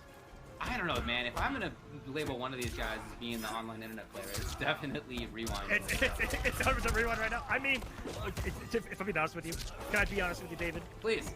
This is where Rewind comes from. I know. Low-key. I know. And here he is, championship point. Starting off with a raw flying kick. Why not? There's a beautiful whip punish. Whip punish, absolutely genius. No fear whatsoever. Gets the crushing blow. No bar to continue this. Oh, this is all Rewind right now. But that was still massive damage. On the butt. Flawless. Follows the back. Right back at you, says Rewind. And he's going to take online West. GG. Rewind ends up doing it. Fatality. And he looked great in that last game. There's no other way to put it. He was just awesome. Every choice seemingly was made. What was right? The random stuff was right. The dependable stuff was right. Everything was good. Such a reversal of what happened in the first stage of that grand final, where it was Phoenix that took it 3-1 with the exclamation point of flawless victory at the end. That's right. And then reversed by Rewind to do the same exact thing. That had to have felt good to do it right back to your opponent. But I cannot help but congratulate Phoenix on that run today. Really getting his name out there, getting himself some points, getting himself some money on the day. Congratulations. And to everyone that made top 8, congratulations. You all get points. You all get money, baby. It's Mortal Kombat. But today, your champion is Rewind. Congratulations. I think you're right to say congrats to Phoenix. He just played so well. He didn't end up taking the tournament today, but he made it through one set of Rewind. He made it through one set of DJT. He, not just that, but blew up DJT, honestly. He made it past 2 easy. He had a great tournament. And we mentioned in the winners finals, he looked nervous. He looked very nervous versus Phoenix. I'm sorry, versus Rewind. And it wasn't until the very last game when he went to Jax that Phoenix started looking a little bit stronger, right? A little bit more comfortable in what he was doing. And then it went over to his match versus DJT, blow up. First set in Grand Finals versus Rewind, blow up, 3-1. I think even though he ends up losing the tournament, that it's still a really big morale boost. It shows him that he can hang with some of those best players. 100%. This is such a good, I'd say such a good experience for him. And, you know, good for us to see new names in these brackets, new characters, new everything, especially after a patch like that. It's so good to get a nice little refresh competitively. And for all of us that are involved in the competitive scene, to see new names, more characters. Variety is so good. It's for the health of us competitively, and it's awesome to see. And speaking of some more variety, I believe in 3 days we are getting a Combat Pack trailer, so I hope you guys are excited for that, because I know I am. We're going to get to see some characters, baby, that are coming to the game. And we talked earlier about how great the additions to Mortal Kombat 11 have been, that have kind of broken the tendency of brand new characters being overpowered. They've really done a great job with them. Have NetherRealm. They're coming out, and they're like right on the line of like good. And there's really not much more you can say, right? They're good. Without being they're good. It's like it's an excellent spot for them to be. So Rewind ends up getting first. That's $400 for him. Phoenix gets second place, $200. DJT gets third with $150. Then you have Han Rashid, fourth, $100. Tied for fifth, Too Easy and Deoxys, both $50. And then Sosik Nashvan and DJ Homies, both $25. And as you said earlier, for playing Mortal Kombat 11 from home, which is definitely what all of them were going to be doing this weekend anyway. So why not make some money doing it? Get some of those points for the pro competition as well. That's right. Why not? It was really great to watch. Some of these matches, I'm thinking back to that Deoxys versus DJT match. That was one of my favorites I've seen in a long time. That I think was such an excellent, excellent of the demonstration entire of flawless blocking and how important it is. The entire pro competition, that was one of the best sets that I've seen as well. I agree. When it comes to the actual usage of, like, you talk about flawless block, the tools that the game gives you that are on the harder end to execute, and you're seeing it on the regular from those guys, and it's going to, I think, be more and more utilized as we get further on in the competitive scene of Mortal Kombat 11. Sure. Now, next stop on the tour is going to be next weekend, ladies and gentlemen. Celtic Throwdown in Dublin, Ireland. 15 grand on the line. Ton of points. That is your next premier stop. And then the following weekend, it is such a quick turnaround. We are going to be at DreamHack Montreal for the next premiere. So those two coming really quick. And then the weekend after that, online EU again. And yeah, guys, the pro competition is heating up. It's definitely hot. It's definitely hot. Well, it certainly is. All right. Is that all we got for today? Looks like it's all we got for the day. Congratulations to all of the competitors. To Rewind for taking it. So good to see him back in that top form and see what he has to bring to the table to try to make that final combat to, again, turn things around, because he didn't have the start that we even thought that we might see out of him coming into Mortal Kombat 11, how we kind of ended Injustice 2 on top. It's good to see him getting back into that form here. Picking some pretty good characters, looking good. Liu Kang looks to fit his style. I want to see what he does offline with it as well. But congratulations to everyone. David, it's an absolute pleasure, like always, commentating with you. Just good games all around. Had a lot of fun, as per usual, man. Yeah, I highly agree. Thanks a lot for joining us, everybody. Give a follow over to @NRS Esports on the Twitter. And also, of course, if you haven't already, give them a follow on this Twitch channel that you're watching the thing on, twitch.tv/NetherRealm. Thanks, everybody. Have a good night.